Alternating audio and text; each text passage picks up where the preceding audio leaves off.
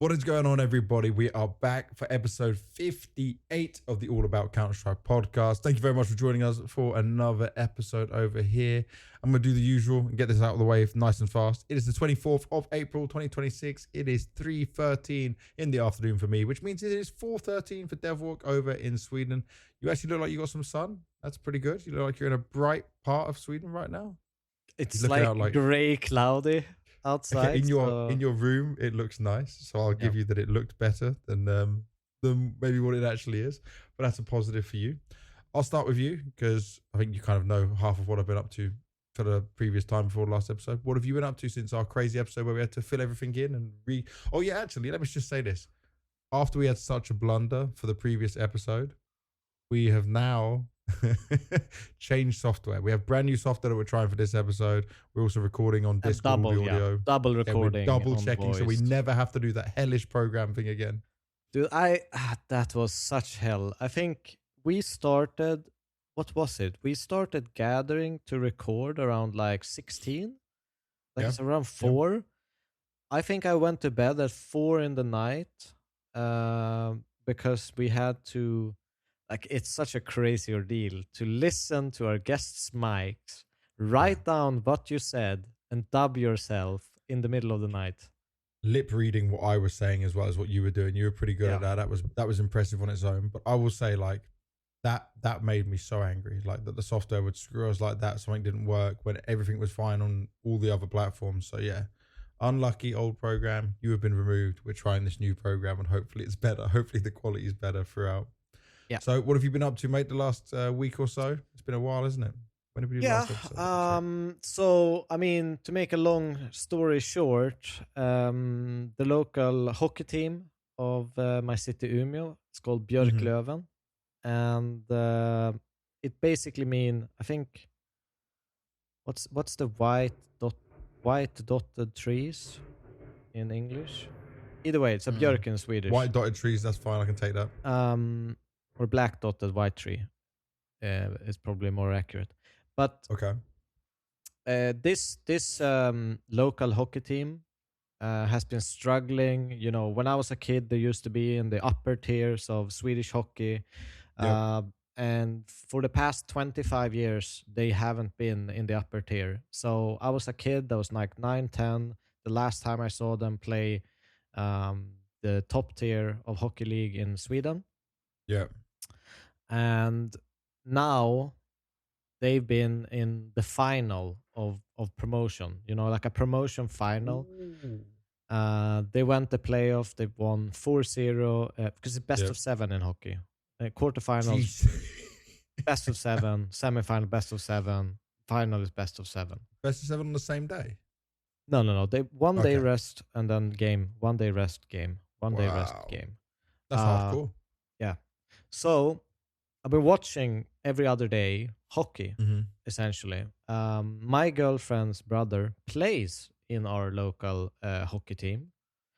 Decent. And has been a really, really good player for the team throughout the season and in the playoff. So he's like a local hero. Yeah, so it's been a huge deal for us as well for going to games, watching and supporting him. And they finally made it up to the first division, winning the final 4-0 in games. They only lost 1 playoff game. That's decent. So they were miles above the rest of them. Yeah, they were dominating. It was beautiful to watch. My girlfriend's brother scored in the final game, 2 goals, 1 assist. Nice. So it was pretty hype. So yeah, I've been watching hockey, and later today and tomorrow, because when they came home from the final, they were swarmed at the airport, 4,000 people. They had to get police escort, everything, because it's such a big deal for the city. So this weekend, I'm going and celebrating with him. And so we're actually on a time limit here. We're on a time doing this episode so that I can join celebrations. Well, that's perfectly fine. That does sound like a very good reason to celebrate. That's awesome. For me, I'm going to start by doing this, right? I'm just going to go. My life has been nothing but this for the past week or so. That obviously and baby duties and everything else. I went to LA for Dragon Ball Battle Hour. this was like a movie, bro. This was the most excited I've been since working Counter-Strike events. I can't compare this. Like, I've done Apex, I've done Dota, I've done PUBG. Nothing else was exciting. Like, Counter-Strike has been the pinnacle for so long. This was on the same level because, like, 8-year-old me could never imagine that this was going to be a real thing. That's where I want to kind of come to. Like, how was it like almost being a fanboy working the event itself? This was like being back when I was still a fan of, like, you know, Heaton and Spawn, when I was doing some of those early 1.6 events. So when I say events, I was just a journalist, right? But like, I then got to work with them at Zowie and stuff, but I was like a mega fan. Like, these are all the players I looked up to. And then suddenly you're working with them. Yeah. I haven't felt that for a long time. Like, I am a fan of m0NESY. I am a fan of ZywOo and stuff. Yeah. But I feel like I'm old enough now where I'm not trying to be them. I'm not trying to be as good as them at the game, you know, where it was different in the old days. I wanted to be like a Spawn or a Heaton, you know, or like play as good as them. But now it's like I just respect their game and I keep it professional. Where this was, I'm invited. So to explain what Battle Hour is basically Dragon Ball games as a convention in America, and also had some of the anime releases. I've made a video log for my Dragon Ball channel. Is there like a lot of people cosplaying at these events? Because that's a huge thing in America, that's right? normally, though, saved for the one where it's actually like the comic and anime expo, because this is more the gaming one. It's less of that. Like, the gaming people are more want to play. Yeah. So obviously, you know, we've been playing. I played that game with you, right? Gekishin Squadron, new Dragon Ball game. We had the biggest booth there. I was commentating it all weekend long. We had the most people, like the biggest queues for the whole thing. Like, there was nothing bigger at this place than Gekishin. So obviously, Bandai are pushing it hard, but also I'm working it. And just, you know, I'll tell you how crazy this was. Toshi, Japanese producer, he's now the chief producer of the game. He's a legend of, like, Bandai, been there for 8 years, worked on all the successful Dragon Ball mobile games. He's now our chief producer. So on the Saturday, I didn't know this was happening. Like you say, like it's your team now. But I'll tell you this. Here, this is wild, right? I go out to the event and I'm thinking I'm just going to commentate like whatever the show match is. What happens was, on the main stage in front of everyone in the arena, they're like, and please welcome onto the stage chief producer Toshi, massive roar, blah, blah, blah. Then they introduce me as lead commentator, Banks. And it's just me and him on stage doing stuff with fans, commentating a game, explaining it to people and stuff. Like, it was such a surreal experience. Then people were coming up to me afterwards and they were like, thank you so much for like putting your time into this game. And I'm like, guys, I did not make the game. That's all Toshi. Like, all I did, like, I signed some things and then I said to the people, I'm like, I'm just commentate, right? And they're like, yeah, but like you're involved in the Dragon Ball community. So like, it was I didn't expect anyone to want pictures or autographs like what happens at CS events here at a Dragon Ball event. But the community is like, they love the game that much, right? They love Dragon Ball as an IP and what it is. So yeah, for me, it was awesome. It was difficult though, because like, you fly to America, you work the next day, you fly back like 2 days later. So it's like a quick, it's not like like it's rough on the jet lag, then coming back and being back on baby duties and stuff. And I don't know if you can hear Leo in the background, but he is sleeping a lot less. He's part of the podcast now. Yeah, he's definitely part of the podcast. He's sleeping a little bit less at the moment, you know. We're still growing through all of this stuff. So I'm still very tired, very tired. So let's go through all the things we've got to talk about within today's episode. So first thing we're going to do is an IEM Rio review and looking at everything that happened there. Some of it is no surprises at all. Others are some positive surprises. I saw a lot up until playoffs. So I had it on basically the whole time until we got to playoffs. And then what happened when we got to playoffs was more, there was Dragon Ball. I mean, I'll be honest. I did not watch all of the Vitality games. I kind of just assumed that they would win all their games. Fine. Do you know what? If there's any games you want to skip, I'll accept that you can skip their games. That's no so problem. I watched mostly Spirit. I found them to be the most interesting team to kind of delve into, because last episode we spoke about this, like hypothetical. Now that Hallie is gone, will this actually make people play better CS just because they don't? I don't know what it is. If they're afraid of him or respect him too much, that they kind of tunnel vision into his ideas and don't play Counter-Strike as an individual themselves. It's not good though if you're afraid of your coach, right? It can be. But you don't want that, do you? I mean, I don't want that, but I'm not from this like CIS or Eastern Eastern Europe. European region. So I don't know what they want. Maybe that's what they want. Perform or else. Yeah, I mean, it's like Dustin. That's not what's I can't happening. kick them No. yet. It's a bad bad I situation. wish we got some Hallie interviews like Dastan, though. You mentioned that. I need to not take us off track too much anyway. So I understand what you've been watching. I understand what you saw with it all. I'm more focused spirit. Yeah, more focused spirit. Okay, so there's one thing I want to do as well. For everyone watching, by the way, I just want to bring this little graphic up. It says from subscribers. There is, for people who watch our podcast, first of all, thank you for everyone who does watch. But over 62% of people watching aren't subscribed. Now, we don't have any sponsors. We're not asking for anything. We just ask if you just hit that subscribe button. Hit the subscribe button. Turn notifications on if you want or not. You're watching the videos anyway, but the subs mean a lot. This means more people will get the channel. It gets recommended. There's the algorithm and all this stuff that we're trying to understand. We've been doing this for over a year now. So, yeah, if you are one of the 62% that are not subscribed, please hit that subscribe button. Don't be a 62% here. Don't be a 62%. I like the way you frame that. Okay, so let's go down from bottom to top as we always do, right? I think because of the time restraint, we don't need to go too much into this. Like Gentlemates was not a team we had that would perform very well, you know? I mean, they have some upset potential. They're very momentum based, but the quality they're good of at getting teams, a map. They're good at it's getting rough. Yeah. They won Inferno against G2. They won Ancient against Red Canids. Honestly, though, I will say we'll go on to Red Canids later, but it is bad for Gentlemates who are fighting tough European opposition, and we saw them back at the Star Ladder event last year, the Star Series one, right? Where they started to look like a team that could be capable. Yeah. Losing to Red Canids, where you should be a level above them, doesn't show me that you're on the right track, like you're improving enough, you know?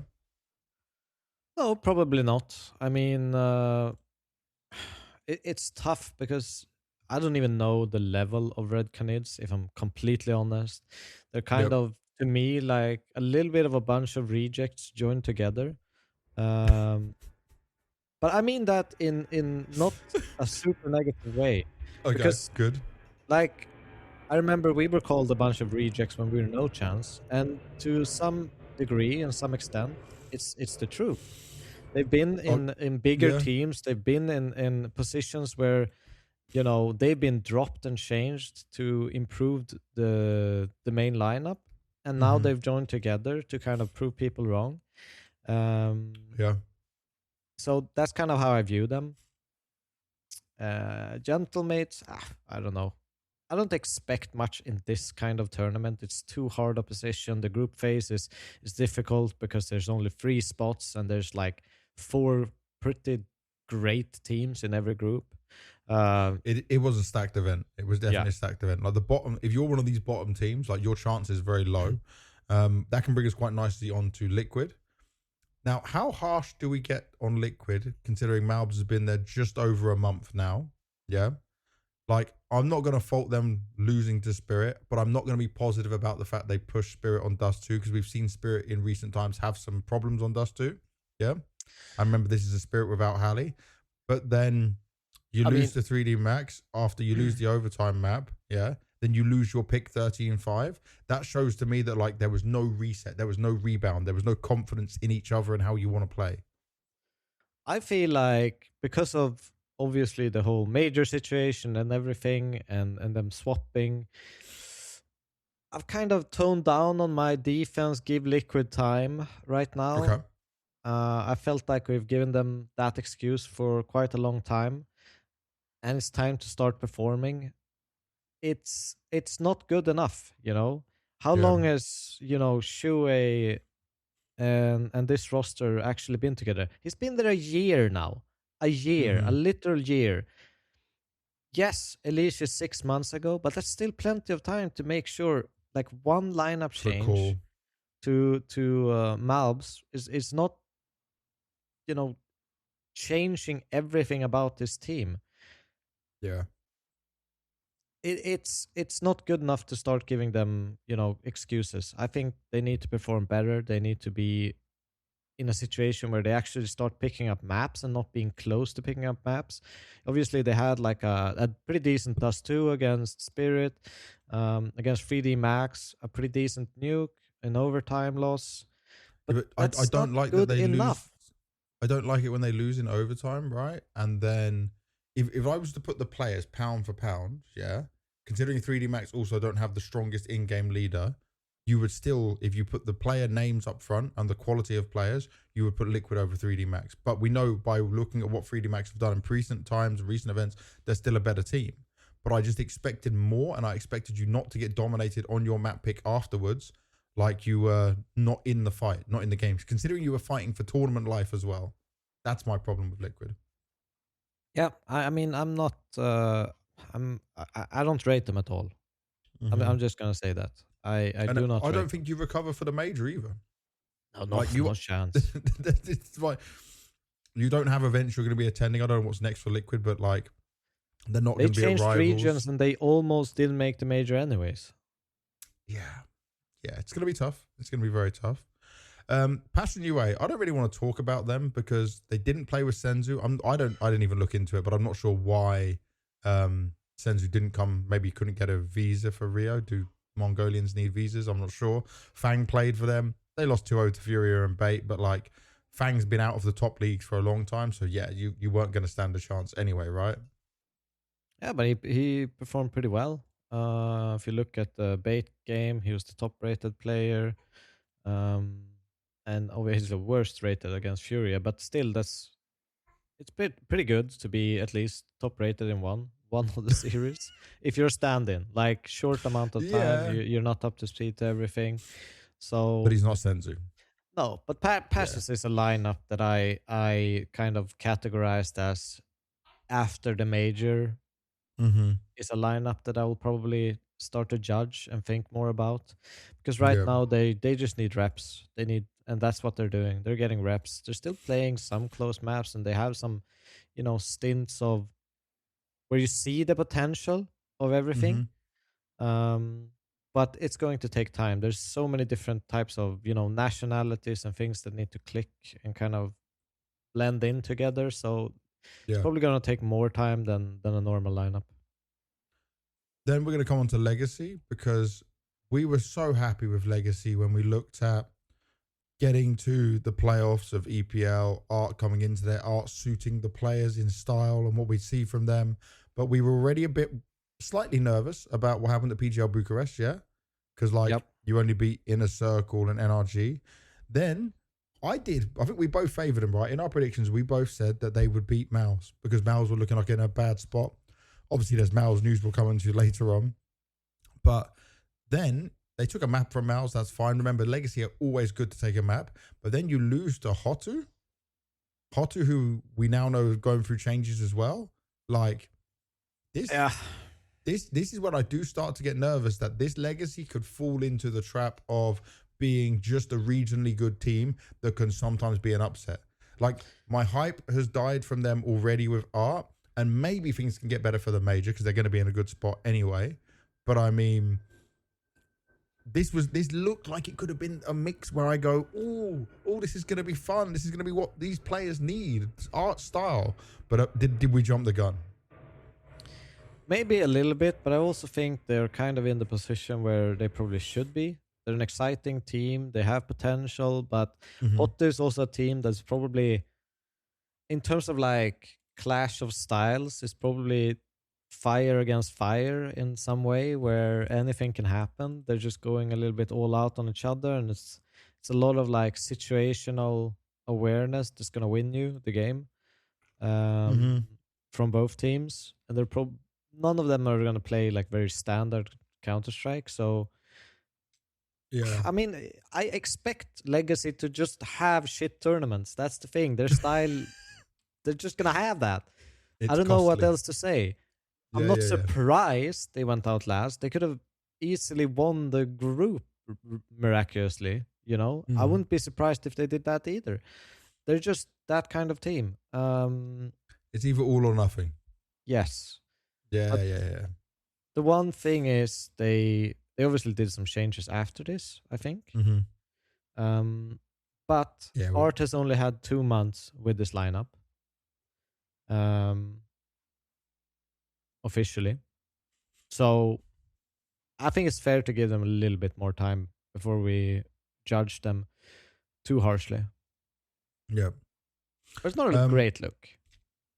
Yeah, I'd say that, like, I want to see some flair coming from them at future events. That's what I need to see a bit more of that pushback, because I at least thought this could be a team that could go 9th to 12th, and obviously didn't work out for them. I just thought they would be able to beat Hotu of all teams, you know, like that's a good matchup for them on paper. Yeah. Next, 3D Max, they go 9th, 12th, which I think is just where they're at when you look at how strong. Like, I don't expect them to be top 8, depending on what team draw they get. I don't expect them to be going playoffs. I feel like this is fair. You can't beat Falcons, yeah. You do beat Liquid, and you can't beat G2. Like, G2's on that team that will keep, like, being in a similar situation to them, but winning or pushing them back down. And it was 13-6, 13-1. By the way, during all of this, Tak was playing for G2, right? Standing in for Hunter. Hunter had the problem with his leg. And Pius was, as far as I understand, Pius was calling. And Pius had a great tournament. So we'll come into G2 bits later. But I mean, 3D Max, this was like, they're not going to be happy. They're competitors. But this is about where you're at right now. This for me is like an acceptable level for 3D Max. Yeah, but the one thing 3D Max probably is disappointed with is obviously this is a great chance to actually do some damage against G2, who has a little bit of disorientation with their lineup, with Hunter being gone. They should be in the same kind of playing field, and losing 16 or 13-1. This is like old man CS brain is coming alive. We're going back in time. Yeah, but losing 13-1 and 13-6 is not a great look. It's also like Dust 2 used to be a good map for 3D Max. Obviously picking Inferno and not really doing much. 13-6 it's a bit disappointing. And yeah, I think that's where it stings, because I think Liquid they should beat. You know, Spirit they should lose against. But G2, I think that's where they have to be. Like, it has to be a 3-mapper. It has to be competitive for them to kind of progress and look at this and be happy with the performance. I think I will say still they went out in the place they should. Yeah.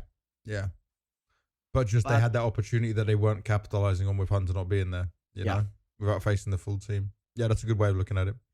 On the opposite side of things, Red Canids, because they beat Gentlemates, right? They lost to Vitality. They beat Gentlemates 2-1. We covered that already. And then they lose to Spirit 2-1.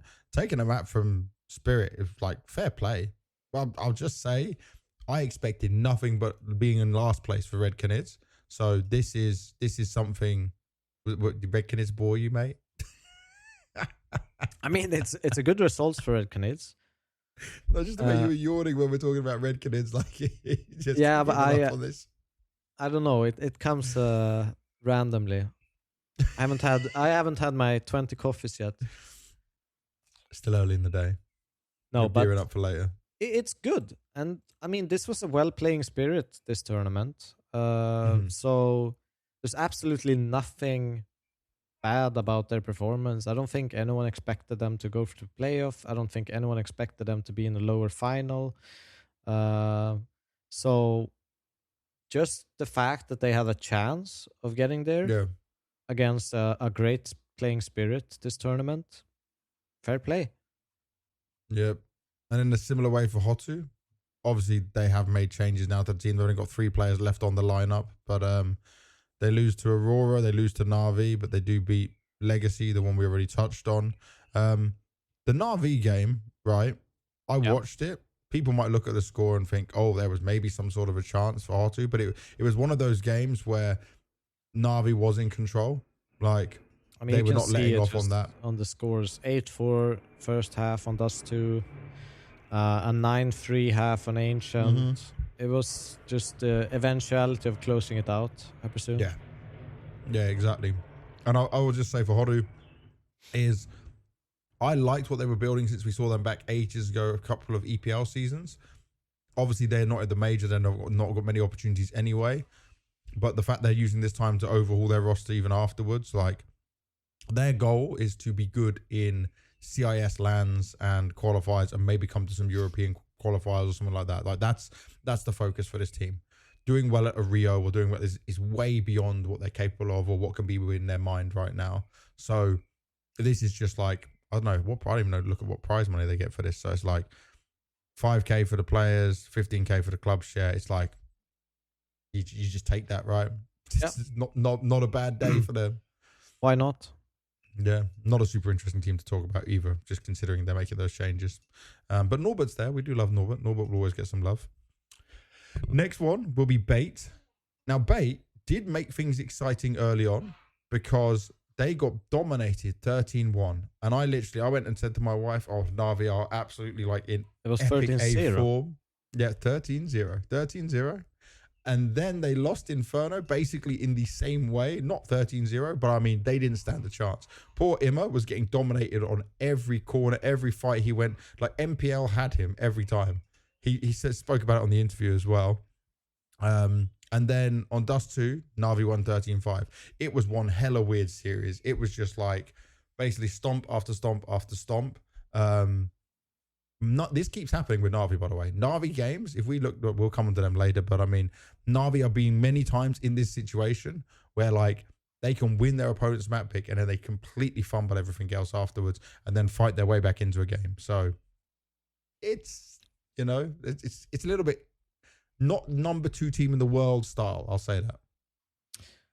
No, I don't think so either. But same time, you know, there are positives with Na'Vi. Still, they are looking. Yeah. We're on Bait, not Na'Vi, though. I okay, that. Bait. All right. Yeah. Bait. Let's talk Bait. For Bait, Bait is good. Sissy started to get more reps in, starting to look a little bit more comfortable, even against Na'Vi. But you look at the Passions games, he was the best rated player. And he's starting to find a little bit of a, how to say it, like, you know, like he's maxing out his lowest lows, if that makes sense. Like he's not having terrible performances, still bringing impact even when he's playing bad. And I think that's a good sign for Bait, and Bait are getting stronger. They're kind of stopping this free fall in rankings, and starting to make something out of this. So yeah, it's not a great tournament from them, but it's acceptable under the circumstances of what they've produced previously. And just how stacked the tournament is as well. Like, the thing is, I'm glad you touched on Sizzy, because for me, obviously, he only has, after all of this, 71 maps on HLTV. And like, all of his beginning games, if you look at it, he can do well against Heroic, but he can have an okay map against someone. But when they play top teams, he would struggle. He would be punished for making the same mistakes. He would have complete low points where whatever he wanted to do wasn't working. And I truly believe, because like, he dominates the low tier teams, right? Who don't punish these same mistakes, who don't have the great utility, who don't have a default that will punish him when he's going in for maybe a couple of an aggressive peaks in there. But he does have what we spoke about in the raw mechanics and the ability to feel out a game, but he still needs to learn when to hold back a bit. So he's where he needs to be, but it's about how quickly he can learn. And to me, it's not maybe as fast as probably what Bait won, but he's still showing enough that he'll stay on the roster for the next season, for the next, like, I can't see them changing him out. I think like this is something where the potential is there, and it's just about helping him more to unlock it. I think that's what's going to be key with him. Yeah, I mean, patience is key for this Bait lineup. It was even last year.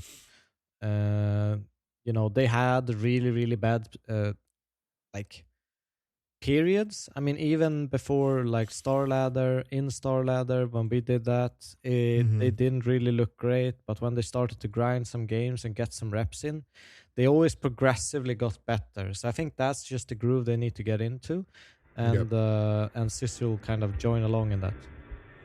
Definitely. Coming on to G2 next. Now, the thing I want to start with here for G2... airplane? It's literally just going above, right where I live. You can hear that clearly. I can hear that. So with G2, they have to come into this event without Hunter. Yeah. Tax playing from the academy team, getting an opportunity, which is a huge opportunity. I just need to look down his stats. Let me just see what he actually delivered. So he was 0.88 rating, which isn't bad considering it's your first time playing against tier 1 opposition, you know? And like, look at the games that G2 had. They played Gentlemates, Vitality, 3D Max, Spirit. Other than Gentlemates, all those other teams have the experience playing top level. So what really impressed me here was I thought this was going to be a real hard one to pull off because, like, who would take over IGL? Well, they bring Son Pius in to be IGL, and he had some of his best games for G2. Like, yeah, he ended the event with a 1.09 rating, and I'll just say, Saw is now, like, we heard this from G2's owner, Alban, that they believe now in that the coach makes the decision, the coach attracts the players, the coach, like, they want to go the Blade Na'Vi route with how they build their G2, It's not about players having choices. Now, there's nothing wrong with Hunter, but Son Pius was not this unlocked underneath that calling, underneath that way of playing. Whatever was working, they now need to see if Hunter can replicate that or they find some middle ground here. Otherwise, you could be looking at a change where we have an AWP IGL Son Pius. I'm just going to put it out there because Saw has that relationship with Nerds with Son Pius. He knows what he can get out of him, right? But I don't know, man. It's not great. I'm not saying kick Hunter, by the way. I'm just saying that, I'm not even talking about that. Choices. I'm talking about having an AWPer as IGL is not a long-term great decision. And I'll explain why. It's not meta anymore. Yeah, it's not old days. It's generally bad because the AWPer will, like, if you're an IGL, you will generally drop in performance, not instantly when you take up the mantle, but over time, because you change the way that you think. You think more of a group basis and team basis, that you'll stop individually thinking what you need to do all the time because you don't have the space to do that.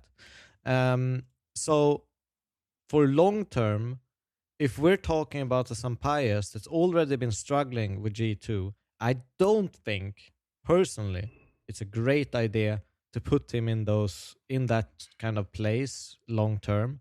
I think that will just worsen his performance over time, and eventually, it'll put him in a position where he shot himself in the foot because they're gonna replace him because he's not performing well enough on the AWP.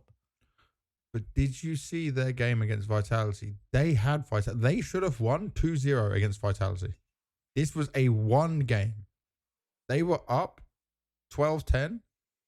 Vitality had terrible buys. Obviously, Vitality can pull off some craziness as always, right? We're talking about the very best team of all time in Counter-Strike. But everyone watching that game would tell you G2 won. Like, G2 had it. And they messed it up. And then even, I think it was on the third map, Dust 2, they also had opportunities to the very end. Yep. So, like, they were up 11-9 and then Vitality just closed it out and win it 13-11, Like, yes, that's the power of what Vitality can do, but they were doing this without Hunter. They were doing this with Son Pius calling and a young standing. I don't even know how old this guy is. How old is this young man? Attack? 21. Yep. So I'm just saying that was impressive. Of course, there's some potential, but it's you're against it. I'm not for it long term. Okay. Yours is the voice of reason. Mine's the voice of craziness with that one. Aurora next. Take down Hotu. Lose to MOUZ. The MOUZ one, by the way, was a bit ridiculous. Like, I don't care that it was a group stage. I felt like this matchup, especially the form that MOUZ was showing, Aurora would have had a better chance to shine. I'm guessing Brolan probably knew already that he was getting the boot and this changes was coming in because he farmed. He farmed that whole game like he was a star player, man. He showed him that, like, yay, you're going to miss this. You're going to miss this. And then Aurora beat Bait, and then they go up against Na'Vi. They've had tough times against Na'Vi. Like, Na'Vi's had their number again and again and again.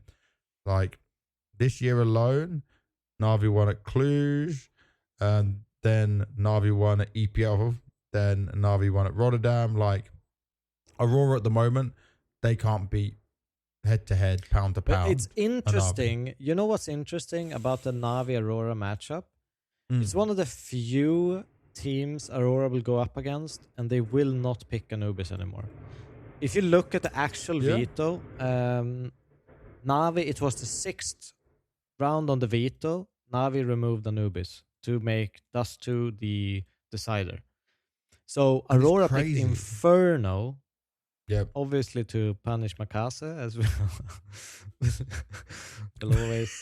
always mention at least once. And Makase actually played well on that map this time round. Yeah, but he's getting a lot better on Inferno. I've seen it. Mate, Blade's happy. Blade's like, look, my little time capsule's working again, boys. I told you. It's interesting that Aurora doesn't have the balls to pick Anubis against Navi. Yeah, but you know why? Because against nearly every other team, Aurora can dominate. They've lost it 2 times, and they won it 1 time, 13-11, but Navi should have had it on that time. Which one was it? Which one was it? That was the EPL finals, right? Aurora should have lost 3-0.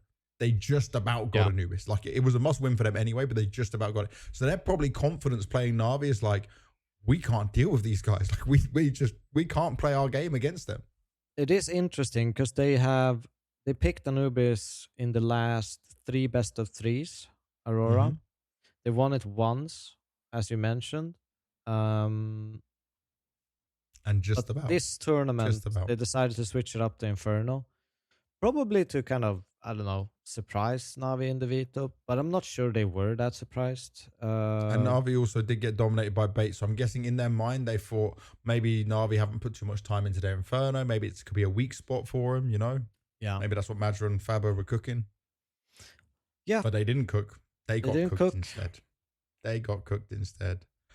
So then that brings us to our playoffs. The playoffs was Falcons and Furia going through the semis. Vitality didn't go through to semis on this, by the way. So they had to grind up even further with games. And then we got Spirit, MOUZ, Vitality, Navi. So this was a good playoff bracket. Like, this was a crazy good playoff bracket. So the first team we'll touch on is MOUZ. MOUZ ended up losing in the playoffs to Spirit. MOUZ's run was pretty good, though. Like, 2-1 Legacy, 2-0 Aurora. The way they lost to Furia doesn't surprise me, considering this was Furia putting a lot of importance. They also knew FalleN was retiring as well, which we'll come on to later in the news, right? So there was a lot of weight in Furia, more than any of us could have predicted, because obviously we already knew it was Rio, so it was like it had to be a big one for him, right? Yeah.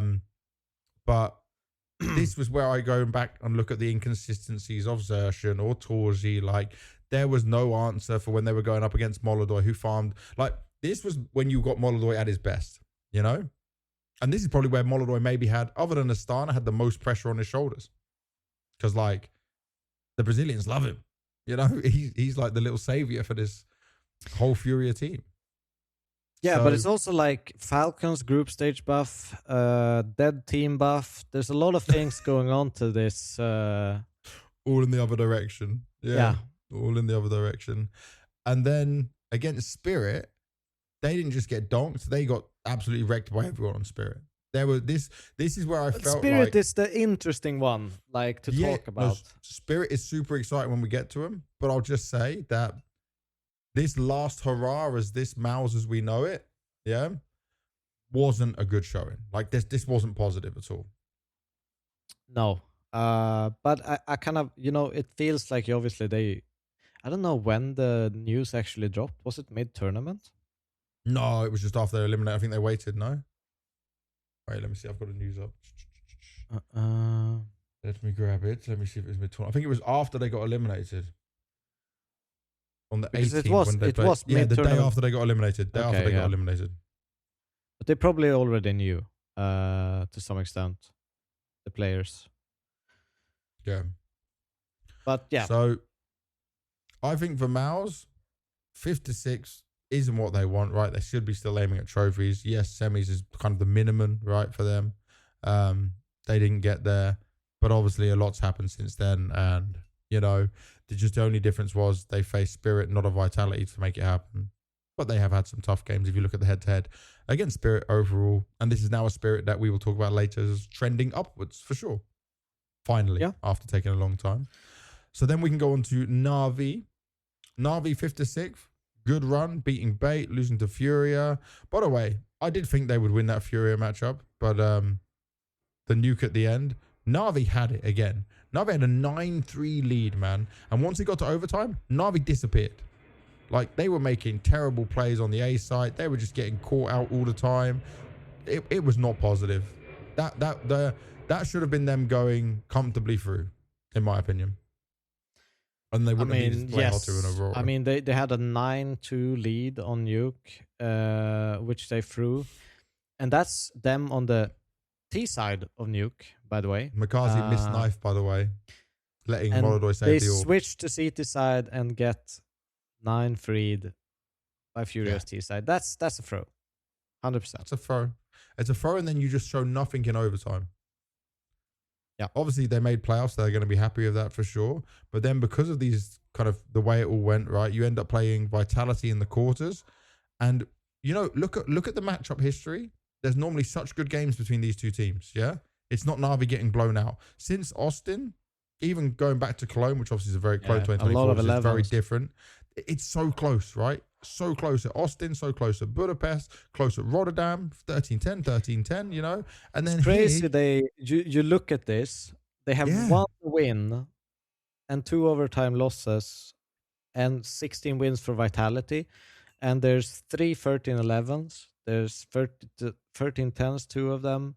There's 2 13-9s. No, actually 3 13s. 16-14, 22-20. And they've won 1 game. Yeah. And then they've come so close. So I'm expecting at least a banger of a game. They get destroyed on Mirage. They get destroyed on Dust 2. I don't know what the hell happened. Makazi was gone. Imma was gone. I don't know. Maybe they just met a Vitality who really had the gold bars in their sights and they hit the best form of Vitality. This wasn't a game I saw. I think, you know, Vitality is really dangerous, especially after they've lost a game. And they got that kind of loss in the group stage against Falcons, and then straight after they're going into Na'Vi. So I feel like it was like to prove a point kind of game for Vitality, where they woke Na'Vi up. were just the unlucky ones in the way. Yeah, pretty much. It was like, you want to meet the strongest version of Vitality? Yeah. You won't have a close game this time, guys. Like, you won't have a single chance in it. And obviously, ZywOo was on we'll come into it later, but he was on a super level, like crazy level. So Furia next. Furia find themselves in such a weird position because they definitely all knew about this retirement announcement coming out, right? Again, we will talk about that later within the news section of the podcast. But you got the plane going above my head as well. There is so many planes going above my head. 2-0 Passion, 2-1 Na'Vi, 2-0 MOUZ. Then you lose 2-0 to Vitality. And sadly, when you could have at least done that arena proud and got a 3rd place, you lose 2-0 to our Falcons, who were also going through changes, like imminent changes, like happening right instantly, you know? That everyone knew about. Yeah, everyone knew about as well. Kickstone definitely knew. I've got some great news on that, by the way. I got some direct information that I can give everyone. As far as I'm aware, no one else has said this just yet. So, like, no other podcast had this information. I got something. But I will say for Furia, the weight of all this emotional thing, especially for anyone who watched the Fallen video, and also just a bit of uncertainty for the future, even though they know they've still got at least 8 months to play. It is a tough one to swallow, but I would have expected them to at least beat Falcons. I'm fine with them losing to Vitality. I would have liked to have seen a closer game, like as in 3 maps, you know, because still 13-10, 13-10 is fine. But I mean, the Falcons loss is like, come on, guys, for the 3rd place decided, give it for them. Just give them that little something more. Yeah, I mean, obviously before playoffs, the fall announcement came. You obviously saw a lot of players being emotional, a lot of people being emotional. I mean, it was a great speech and a great kind of way to announce it. But I think if we actually look at Furia, I think a 4th place is actually kind of overperformance compared to what we've seen them lately do. They've been shaky. They've not really, looked as stable. But there was some fighting spirit in them, even in the Vitality game and in the Falcons game. These are two teams that I expect to beat Furia almost every single time in the form that I've seen Furia. The only thing that really bumped up to compete was that it was in Rio and it's a Brazilian crowd and everything. That's kind of where the bump up for me has been, but that's not gonna take you all the way over the line against a team like Falcons or Vitality. Yeah. But I thought with the Falcons caveat, of knowing that Kickstand was going, even though Kickstand played a good tournament throughout the group stage, I thought maybe there was some like wondrous ability that would have been able to happen, considering recent form and stuff we'd seen. But this now makes me think that like, okay, Furia, you know what you've got now. Make the most of this last run for Fallen and go as hard as you can throughout the rest of it. Like that would be expected in it. I think an interesting thing for Furia is they put themselves in a position where they have 8 months now to find the replacement, and it's also a place where I think that IGLs want to go to play with these players. If you're on a potential prospect list, and maybe they're even looking for that right now, they might put themselves in a great position to actually make that replacement. Yakinda IGL, considering how much he helps Fallen. Could be. He did it in Liquid, and he did fall off a lot, but he's out. Probably need an emotional leader then to add. Yeah. I don't know. We'll have to see what the market's like for him when it gets to it. But all in all, 4th place is still a bit of a resurgence for Furia, but a lot was in this event for them. Then we come on to Falcons, who also needed this. They remember Krakow was top 8. PGL Cluj-Napoca was top 8. Blast Rotterdam was top 6, just about making playoffs, then losing to Paravision. And now Rio, 3rd place. Looking at this is not a bad set of runs, but obviously you expect so much more given the players they have. Now, what was so positive was I'm looking at how well Kickstand played in the group stage. Kickstand was playing really strong individual performance in this group stage. They took down Spirit. They took down Vitality. 3D Max, Vitality. Vitality 1 is huge, right? But then when they get to playoffs, they lose to Spirit. Same old story again. Yeah, they lose to Spirit in the rematch. And when you look at this, right? Nico, m0NESY, Tessus even, Kickstand, you don't have excuses to be bad in playoffs anymore. You never had it. You've had way more than enough time as a unit, as a set of players together. And the fact you did beat Vitality, you should have been riding a high. Like it should have been feeling so good for them. So that was rough. And then, okay, you beat Furia to take the 3rd place. I'll say, fine, right? It's a 3rd place. m0NESY's interview was kind of candid on stage afterwards as well. And obviously now we know about all the changes coming in. We will talk about that a bit more in the news part anyway. But as a last hurrah for Kickstand, it's fine, right? It's not a final. It's not a trophy, but it's acceptable. It's just a rinse and repeat event for Falcons, I feel like. Semis, drop out, not meeting like full expectations. Mm-hmm. Especially the way they went out in the semis, I feel like is slightly embarrassing. But yeah, it is what it is. Now, Spirit. Finally, something positive. After so long without a final, they beat Liquid, they lose to Falcons, they beat Red Canids, G2, MOUZ, Falcons on the revenge on a stage. Now, I would say this. Losing 3-0 to Vitality is not a bad thing. Yeah? I would have hoped they would have taken one map. Magic's even said in his own interview, if we get one map, like it's a positive. They know how far ahead Vitality are from them. Yeah? But you had them on Mirage. There was an opportunity there. Donk did his best as what he can do. Tania had moments in there as well, right? But Vitality is too strong for anyone. So I don't know. What were your expectations when you looked at this final? Because even though Spirit had a good performance, I wasn't hyped thinking like, yeah, Spirit have actually got a chance to win this. There was no moment in my mind I thought Spirit can win this final. I thought you are at best hoping for a map. No, I mean, to a certain degree, if you look at this tournament overall, I think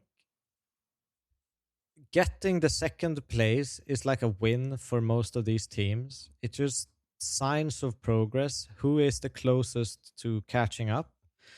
It's not really like, if you realistically look at it, about winning to some extent. I think everyone will say that. That's the PR answer. But at the end of the day, you look at it and, we are close to cementing to be the second best team. Yeah. That's the first step. And then you'll go, once you reach that, you can look a little bit higher. But no, I didn't expect them to win a map. I mean, maybe hoped for a map, but at the end of the day, I always knew that Vitality is going to win this event. So for Spirit, the one thing that I will say though is, Halley was obviously gone. He's, from what I heard, helped them from, afar, with Softex stepping in. And, he's unlocked something. I don't know if it's Softic or if it's with Halley as well. But Tenir and other players in the lineup, it hasn't been just a donk show. It hasn't been just waiting for donk to get 3Ks and then lose a 2v5 afterwards. It's been Tenir stepping up, getting lurks, taking initiatives. There's been a lot more fluidity. There's a lot more presence and danger to this Spirit that played in Rio compared to any other tournament I've seen. This is kind of what I hoped for when Magic's kind of got reintroduced into the lineup, where we see some of these players getting more unlocked.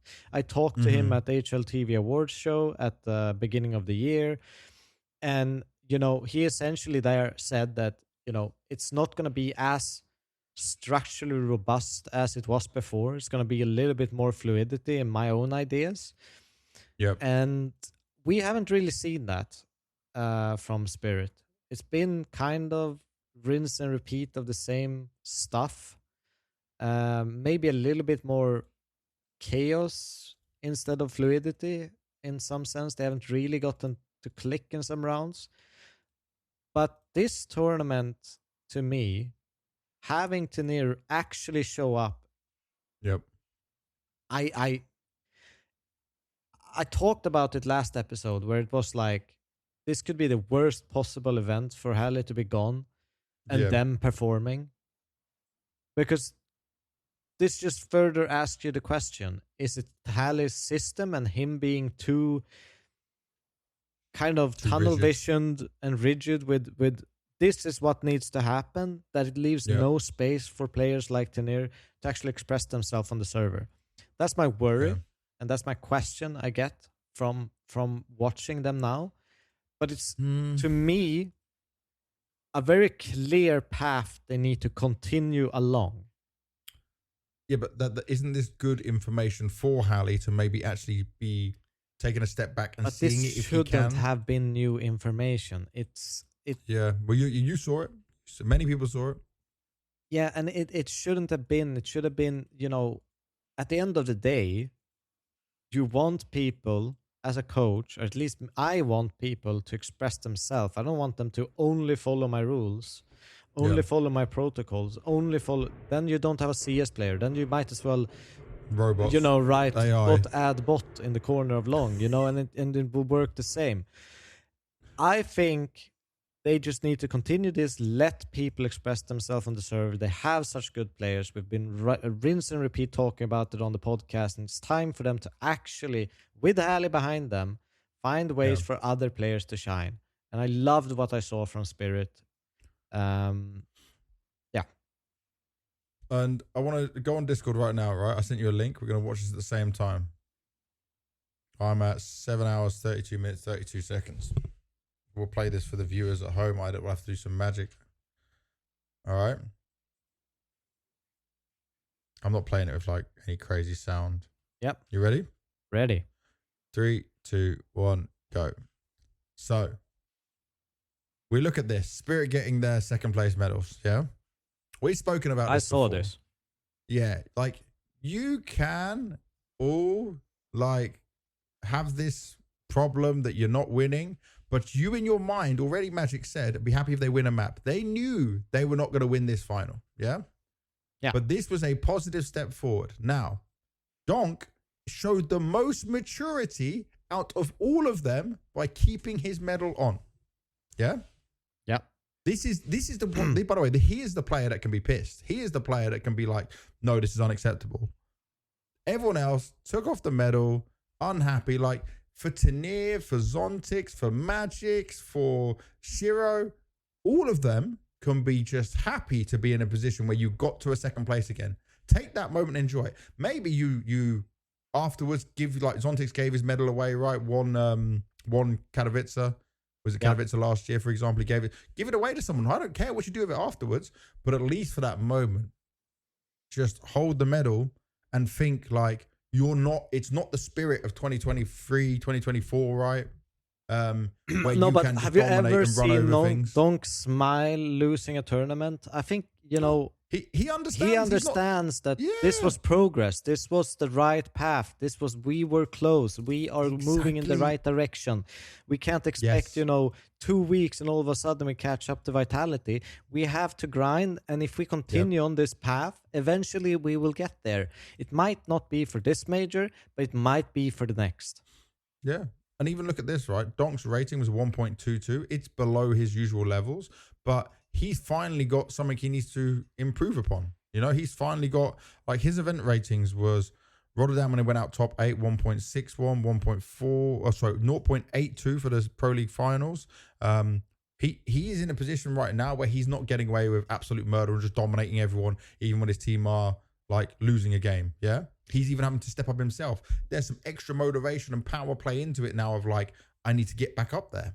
But the beautiful thing about what Spirit have been doing now in this tournament, it's actually going to unlock Donk more because there's more threats on the map. There's more players that can take initiative and actually win rounds. There are more things that you need to look at as a coach, as an analyst, as a team to stop. And that eventually will lead to Donk getting more opportunities. Not going to get 5 nades on him lower every single round. He's actually going to be able to move around the map and do things. And it's not only going to be countering him. So I think that this eventually will unlock, at least pose the questions to teams. What are you willing to sacrifice to remove the impact of Donk? Yep. And, I think it will make Spirit better. I think it will be a trickier team to face. Because one player, I think you can always counter. I've always referenced, Kenny S back in the days when he was the fucking monster beast, when the movement speed on op was like ridiculous. Yeah. Our tactic was sacrifice me to get a 1v1 trade. That was legit our anti-strat. I die, we kill him. Yes, it was. That was our anti-strat. But we loved being in the position of being 4v4 in that spot. We knew we would win the round if Kenny S was dead. Yeah. Because you're just hindering him completely. And that's the situation Spirit's been in for quite some time. Yes. So for me, Spirit, this is a positive event for Spirit, even if the players had their little meltdown about it. Realistically, any of them who thought about this logically wouldn't have known this was going to be a final. They would have a struggling, be a tough fight for them. It's just the way it is. You shouldn't be as upset as you showed on it. Like, this wasn't Budapest, for example. This wasn't something like that where you had an opportunity on Mirage back then. This is way beyond it. Exactly. So now we go back to doing what this whole podcast is about, right? Is, as I said last time, sucking off Vitality because, dude, let's do a small sucking off Vitality bit so we have more time because we are on a time constraint. Yeah. But so let's look at this, right? Well, you have till 6, right? 6 they arrive, yes. Yeah, cool. So let's hope they're late. They are not. No, they're going to be on time, aren't they? That's very Swedish. That would be normal. So let's just look at this. Vitality are the first team in history to win the Grand Slam twice. Yeah? Back to back. And by the way, I will just say this now. I will say this as of this day. They are going to win a third one before another team can catch up to them. It is definitely possible. They're going to get another one on their belt in Atlanta. Yeah. Then they've got there's a Chinese Chengdu again for it, so that's probably one they'll get as well. Like that. But aren't we a little bit surprised ESL didn't just like cancel? It's like canceling subscription, you know, like also, remove it now. We have a chance. Sponsorship. Remember, it used to be the Intel Grand Slam. Now it's just the ESL Grand Slam. If there was a time to do it, it would be like I guess they got plenty of gold bars down there in Saudi. So yeah, true. The crazy thing here was, right, everyone knew Vitality was going to win, but then there was that brief moment where they messed up against Falcons. You would have a look at this and think, okay, maybe they'll falter. But once they got the playoffs, 2-0, 2-0, 3-0. Did anyone really think, are they going to falter? I think everyone's reversed. It slipped into my mind that, like, they dropped a group stage game. But then your voice said, no. Yeah. And then I saw them play from the quarters and went, okay, all right, we're back on track. Like, it was a small bit inside me where I thought it could go wrong. Maybe it was just a hope in We've already agreed this, right? They are the greatest Counter-Strike team of all time, any version, doesn't matter what.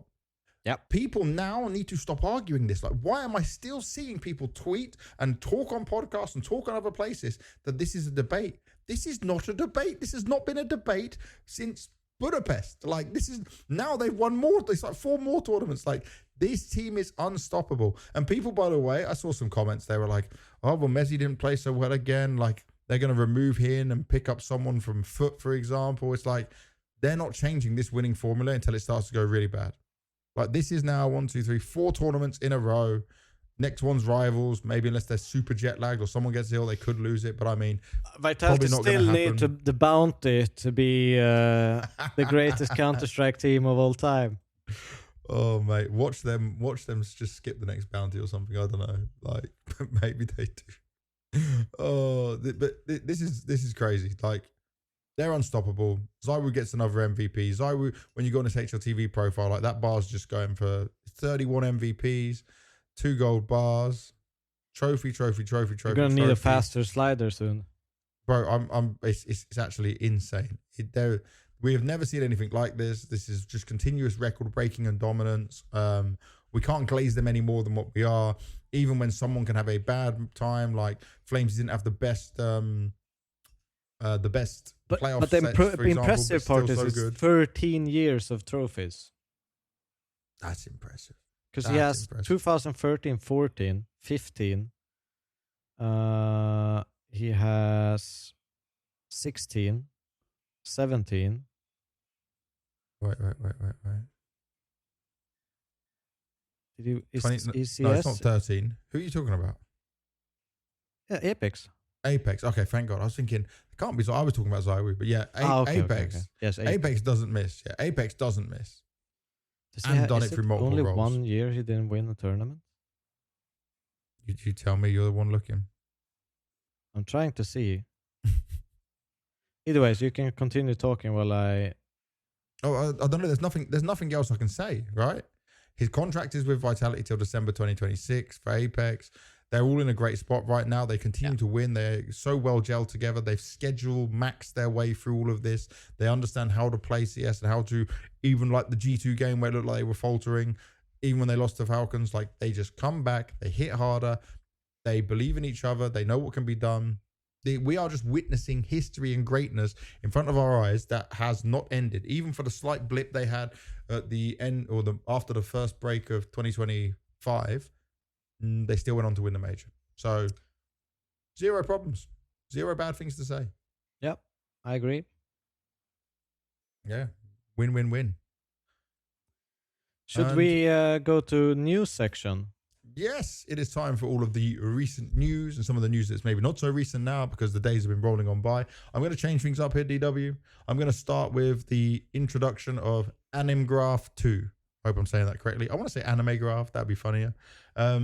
But Animgraph was obviously in beta. You could have played it. You could have tested it out there. Me and Devil played a game together to look at some of it yesterday as well. And I messaged some pro players across different teams to get their thoughts on it all as well.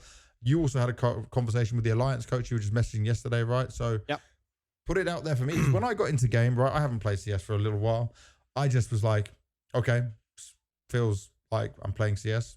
Maybe maybe it's a placebo, it's more responsive, maybe that's just in my mind. But everyone seems to be saying it's a positive change. So what was your initial thoughts?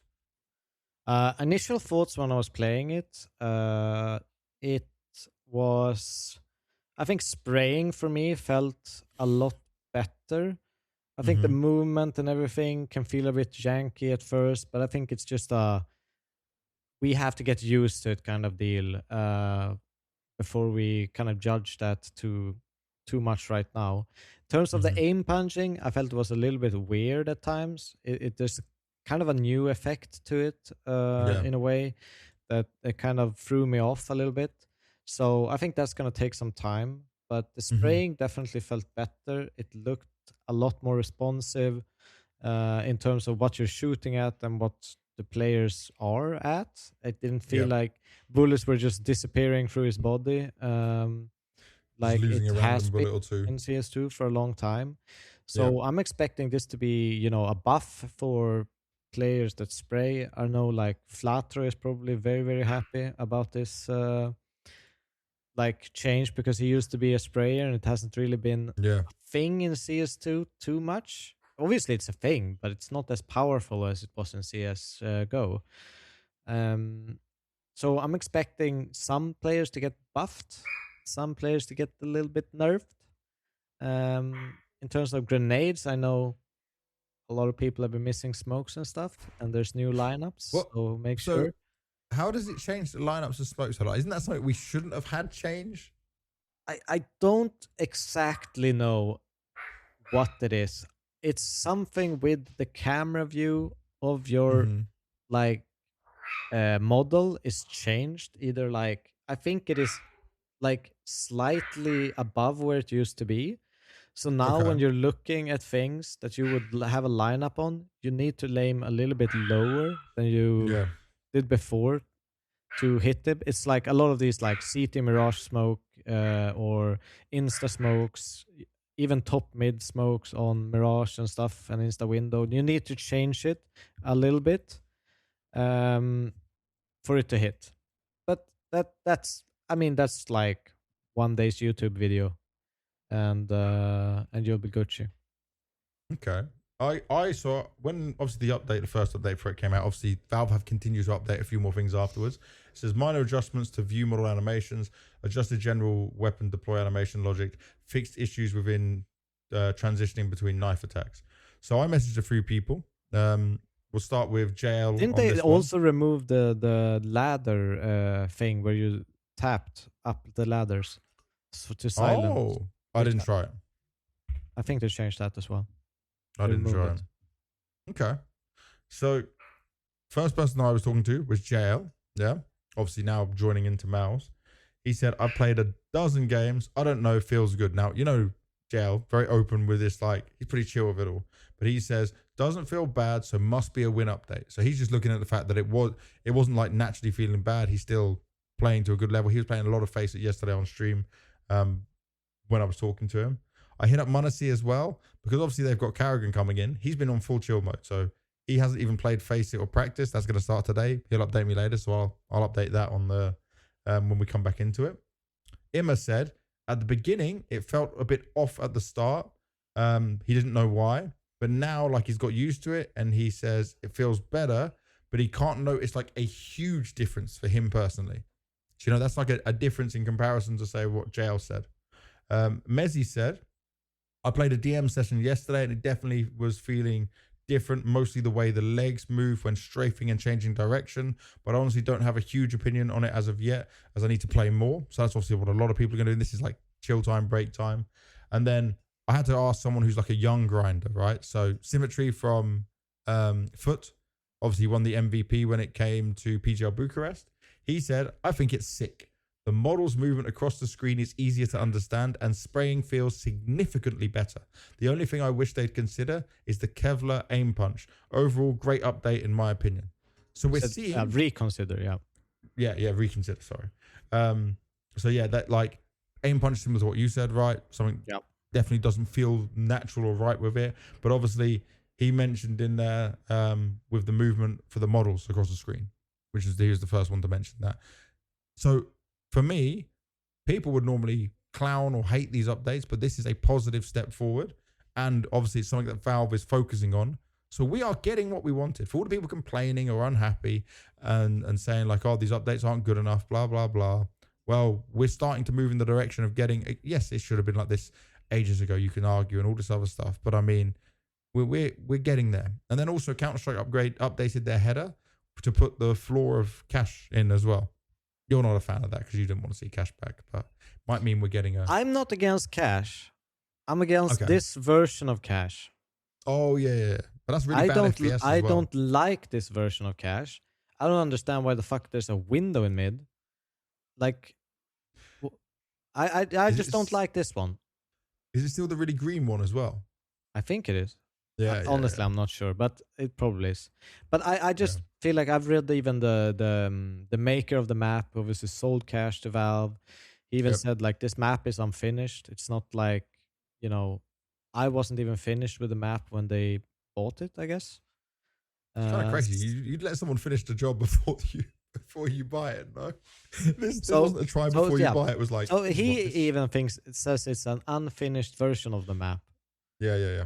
So that to me is the annoying part, because that means the Valve will come in, make a bunch of changes to the map, make it even more wonky and crazy, and it'll take, 6 months of a professional season before we get the actual version, or even longer. Yeah. So that part annoys me. Yep. Okay, next bit of news. We kind of touched on it already. I already confirmed that this was 100% happening from who I'd spoken to. Karrigan leaving FaZe, going to Falcons.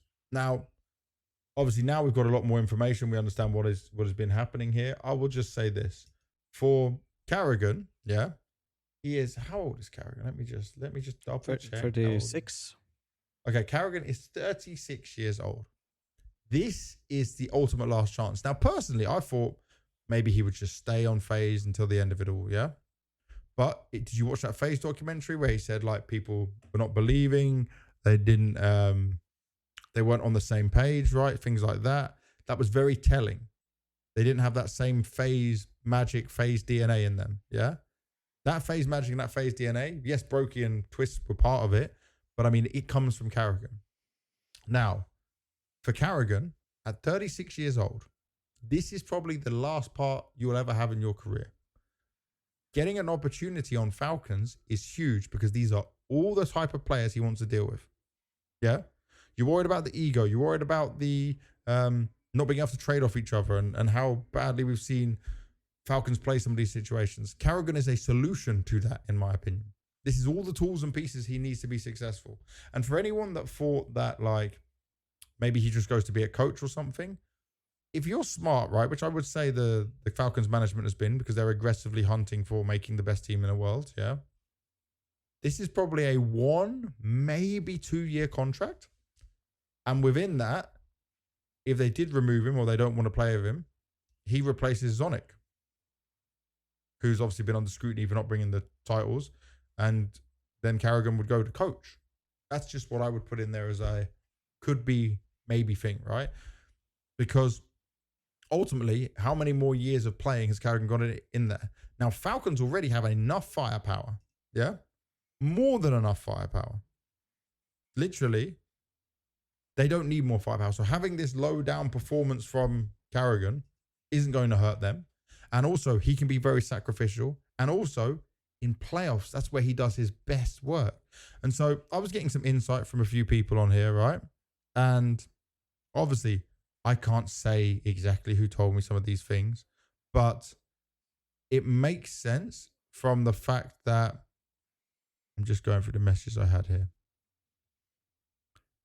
It makes sense of them bringing in Karrigan. From what I understood, this is a management decision because obviously Falcons are pushing for having the best team in the right position possible. Yeah. And what he has and what he's able to deliver for them is going to be positive for them in the long run. You know? I see only positives for this because it fixes a lot of problems that I see on the surface level for Falcons. So I agree. Long term, it might be a solution. My kind of, I guess, to play devil's advocate a little bit Mm-hmm. is Karrigan comes from a very turbulent time in FaZe. Yeah. It's been a long time. It's very fatiguing to be in that position for a longer period of time. And it usually means you need an extended break to kind of get up to par, to bring good ideas again, not be locked into kind of your brain thought and thinking of fixing a team. Now it's about, steady improvements and going into a new team. I feel like Mm-hmm. this fatigue, if they don't start, you know, go up and running instantly and things just start to click very, very quickly, I think there's Yeah. a risk to this where Karrigan is in a fatigued state. And I'll tell you, IGLs don't get as much rest as the rest of the team does normally True. in a team in break time. It's a very short amount of break. I would personally have rather have stayed with Kixan for the rest of the season, signed Karrigan, but it doesn't come into effect until after the summer break. Give Karrigan time to refresh, rest, bring ideas, think about how he wants to do things in the team, instead of bringing him straight into the hot space, or whatever you want to call it, um, Hot seat. hot seat, from being in a very stressed, pressured situation Yeah. into another kind of stressed, pressed situation, because there's no one that has the amount of pressure that Falcons have on them, and getting hated for semi-final finishes, third places, fourth places, whatever you want to call it. I worry that it might be like a mental health fatigue rather than, Or for you know Karrigan. yes, Yeah. rather than, that's my worry. That's why I'm like not 100% on the change and what they've done. I understand, and it's also an opportunity Mm-hmm. Karrigan cannot say no to under any circumstances. But I'm worried that if it doesn't kick off, it's going to be too draining. See, what I look here, right, is that Karrigan will be a bit more energy in the team, right? A bit more respected, a bit more vocal. And from what I heard, it doesn't seem like anyone thought Kicksam was the bad caller or the problem, but he just wasn't right for this team. Now, obviously, Karrigan and Nico have their history, but just imagine if you're Kioski and Manasi, you are going to do everything that's needed there. And the thing is, most people expected a Kicksan or a Tessus to be the ones that get removed way earlier than this, right? Like with how Well, this just team's being by built and a pattern yeah, recognition of how yeah, Falcons work. Yes. exactly. So Kicksan now's got some, he's not bad, but I mean, he's going to have to really be on his A game with it. And there's going to be some movement on positions, right? Because like Karrigan's going to his positions. That's it. He plays that and that's it. I can't imagine there's any change in there, but everyone will follow on. So I can see what you're saying, because for sure It's just a Karrigan's had worry. such a negative time, had such a negative downtime, but he did take a bit of holiday time now, right? He posted pictures with his wife on holiday, chilling. Yeah, It's very okay. small amount of time. I know, I know it's not enough to reset, but I mean, this is the last hurrah. This is his last dance, right? I'll And tell you maybe, what an IGL does going into a new project like this. mm-hmm, You think he's sitting on that vacation, not thinking what he wants to do with his team, writing down things that he thinks is important. The first in his step, how do mind, I create the foundation? Blah blah blah. Like he's watching the fucking. demos. He might be on a vacation, but he working, man. Yeah, okay. But what do you think about what I said though? If it doesn't work out and you've signed him for a long time and he just replaces Zonic, Yeah, I think it's not a bad idea. that's a win-win for Falcons, because then he's not going to be like At FaZe's least coach, you you know? have the options. Yeah, there is definitely some options in there, and that puts some pressure on Zonic. And also for all the people that said like, think of all the coaches that Karrigan's had. He doesn't need a strategy coach. Yeah, he'll just have Zonic as the pushing, happy, motivating. team talk guy. The thing And is, like, Karrigan will okay, do what he look does. at every single team Karrigan has done. What has he done in the beginning of his teams? Always succeed at the start. No. He hasn't FaZe always. hit the ground running. MOUZ hit the ground running. Every FaZe when he single came back. team that he started with, the first couple of months, they've all switched positions Move things around. constantly. Okay. But I said that they'll move anyway. But they do that. I'm just saying it's going to create a little bit of chaos in the beginning because that's how he wants. He wants people to understand even if you're a star player, how the RAM player plays. He wants the RAM player to understand how Yard plays, and he wants to switch things around to make sure that he has the pieces in the right spot. And if people do well, they might be able to play there. He does this. Did it in MOUZ, did it in FaZe multiple times until it clicks and it works, and he's satisfied with it. I'm just worried. Does he even have the time to do his normal procedures? Does he have the time to play around with this? I'm just worried about that part. Yeah, maybe I was glazing too much because, like, at the beginning of FaZe, let me go back to the very beginning. I don't think they were successful at the start in many of the lineups. I think it's always taken like 2-3 months. They're testing positions, even in officials. I say successful. First FaZe one, right? First event was like third, fourth, a lot of third, fourths. And the first trophy didn't come until after a while after. Yeah. Absolute best players at that time. Yeah. Every position. That was crazy. And then let's go to MOUZ times. So MOUZ, let me find MOUZ. MOUZ was a grind. MOUZ was third, fourth, again. Yeah, okay. So it's a bit of a slow start before hitting the wins. Yeah. See, I glazed them too much. Oh, well, that'll be interesting. I'm going to put you to a challenge then. After the first games, how much changes in Falcons? How much does things move around? Because we already said they moved a lot anyway, right? They already did this. Yeah, and I'm expecting things to get moved around because it's just for me it's the process Karrigan has. But would he not be happy with where they're playing right now? I don't think Karrigan is a in-game leader that just takes the fucking playbook of someone else and just plays it.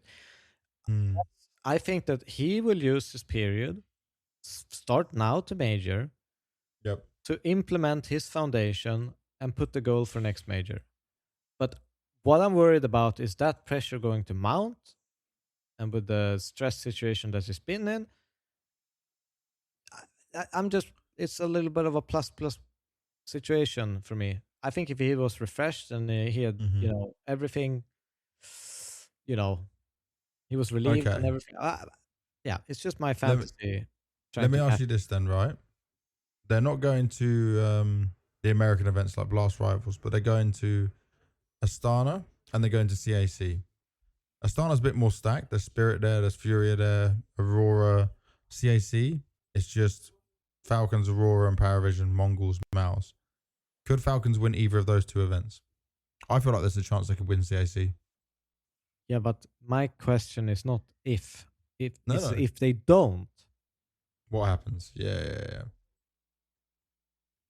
All right. So that's the Falcons Karrigan news. A bit on Kixan. As I said, what was told to me is no one thinks he's a bad leader. This is just a opportunity, circumstance, not the right leader for this team. So where does he go now? Because he's very good. A lot of teams could benefit from him. I would have actually said if MOUZ hadn't already announced their changes, maybe he could be the kind of player to go to them. But also he's going to need to be bought out at the same time. Yeah. Any thoughts on where he might go? Who has if we look down like the top teams? I don't know, because he's already had nearly 2 years on the team, right? So he can't have it's not going to be huge. Personally, my favorite location for him would be Liquid. Oh, big shout. That's a bit of a step down for him, but that would be that's a team he could work with. Ooh, I like what you cooked there. Yep, that's me. Yeah, I'll take that. Surprisingly, he didn't just go to FaZe. Surprisingly, there wasn't some with like this one. bargaining swap. That could have been something that went in there. I feel like, yes, there's been like shouts as FaZe are running out of money, blah blah blah. They've invested a lot into this. They definitely got paid for Karrigan. Yeah, but it's just I'm not sure they're willing to splash the cash right now. Okay, but if it was part of the trade deal, well, it's obviously not. Yeah, but I mean that could have been an option. I mean, maybe it was a thing where they offered a trade deal, but Kixon said no because he's like, I don't want to join that fucking sinking ship. Oh man, yeah. And also, by the way, Twist is now going to be IGL for the next event with Nateju coming in official Nateju to stand in for FaZe for Blast Rivals Fort Worth, and their first game is against Navi. So Twist IGL, Jacob Brokey, Frozen, Nateju, and NKJ as the coach. Yeah, I don't know what state they're going to be in. Imagine if they just come out swinging somehow, though. It's like Karrigan is the problem kind of deal. They've got a point to prove. By the way, did you see all the bullshit about like, oh, no one publicly wished him good luck or stuff like this? And obviously then there was Twist Discord messages and stuff as well. Like, personally, I feel like him, Frozen, Brokey, I think everyone on that team would have such a good relationship with Karrigan. I'm not worried about them saying things to each other, like discussing these things. This is business. Obviously a really, really shitty period for these players in FaZe. This is, we're all, like, sometimes that happens and sometimes people need time to digest it and just like, I was mad the first week, now I'm good. Yep. Blah, blah, blah. It's just I don't normal. know. I feel like most of them would be smart enough to think that like, this is the end of his career. This is business. He's also got to do what's best for him. Because he's done a lot of sacrifice in letting all these other things happen, But it does put FaZe, like the lineup itself, into this like, okay, complete, with this shit, like, just fucking bailed on us. Yeah. But also, part of this, remember there was a time where Karrigan was the be-all and end-all of all changes decision-making, yeah? And then it changed where he wasn't, and changes were happening, like Neo being kicked, Rops being let go, like all these things happening. And he kind of got, he lost his range, he lost his control of it. I'm guessing Falcons was probably in agreement there that he gets some of that control. I mean, that could be a factor. I don't know. It's, I think we can spin on this forever. Yeah.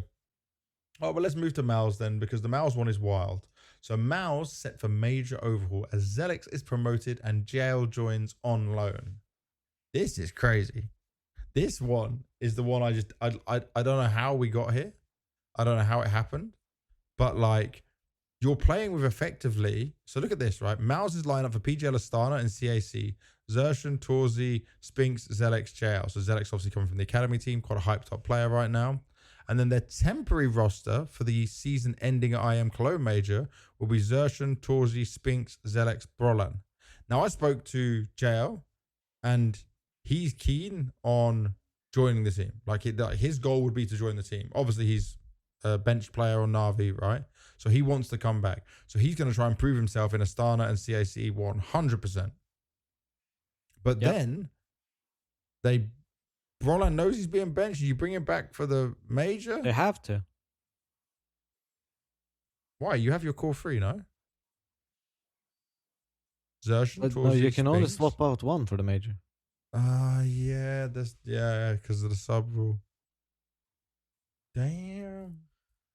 But and by the way, Yimfat, all these rumors about Yimfat going and not going. What's going to happen now? Someone's going to surely pick him up, but like, is he the straight in for Falcons again over Tesses? No, I don't know. But it was all these rumors confirmed by multiple people. Information put out there, and he stayed with MOUZ, and now.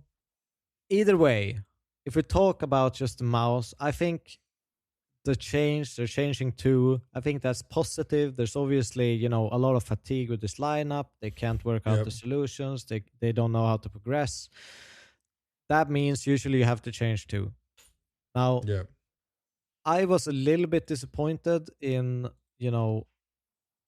I thought, well, there's only two decisions to make here. There's either putting Surgeon on IGL or kicking Surgeon and keeping Brollan, but moving him in a different position and bringing in IGL. And I wonder if MOUZ lineup is temporary. Maybe even a Kicksan could join this lineup. Could be a great addition as an IGL. And MOUZ not known to spend big money. Because, no, true, but it could be just a loan. Deal.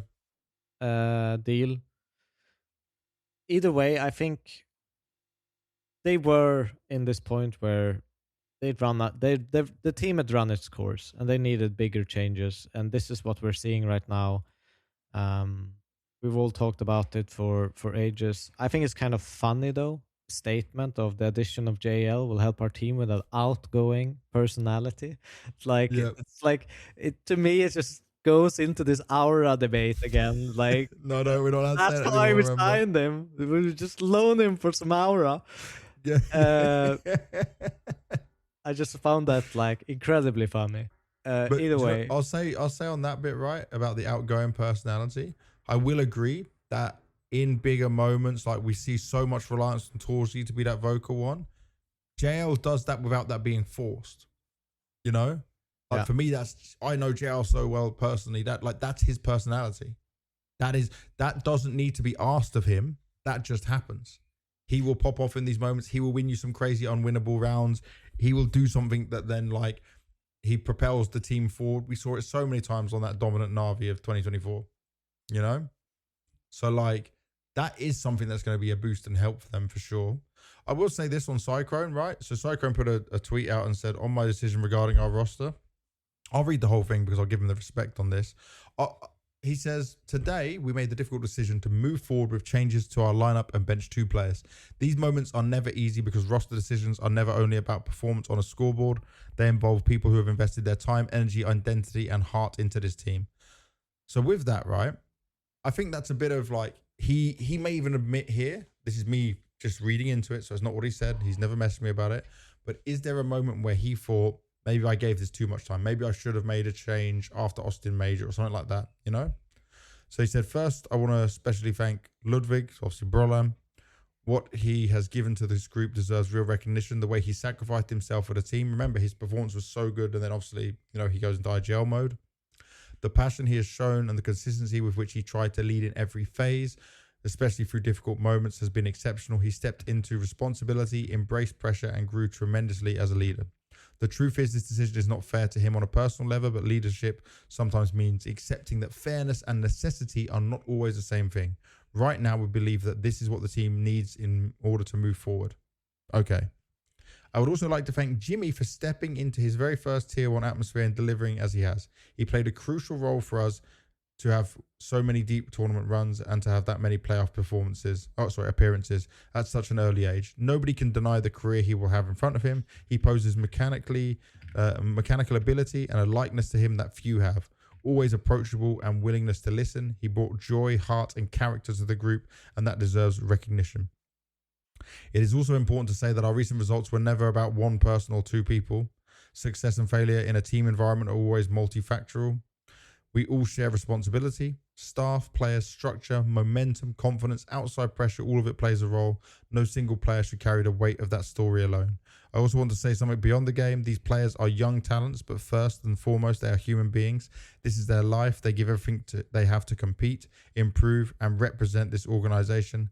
I would wish for a little more humanity from the outside when judging them, especially in difficult periods. To the players affected, you have my respect, gratitude. What you give this team matters, and it will continue to matter. Once again, thank you, Ludwig and Jimmy. So a very nice message in there. Obviously, he's like anyone who's probably in the MOUZ camp, they would hate how much they've been spoken about in certain ways, even on this podcast or other podcasts or by commentators, whoever, right? But it's that's part of it. That's what they have to deal with because They were expected to do better. They had the potential to do better. Now I'm just glad they finally pulled the trigger, you know? Yeah, I think it was a great message from Cyclone. A lot of respect for that. I think it's great. He's kind of trying to take off some pressure for these players. They've obviously been under immense pressure from talent to community to, they've been a team that a lot of people have memed on for personally kind of weird reasons, but I've kind of joined in sometimes as well. So I'm not gonna, say everyone's wrong, but it's Yeah, been a little bit tough for them, and sometimes unfairly. definitely. And within one of our last pieces of news, we need to look at FalleN's retirement in here because obviously a legend of the game. He's offered so much, not just for.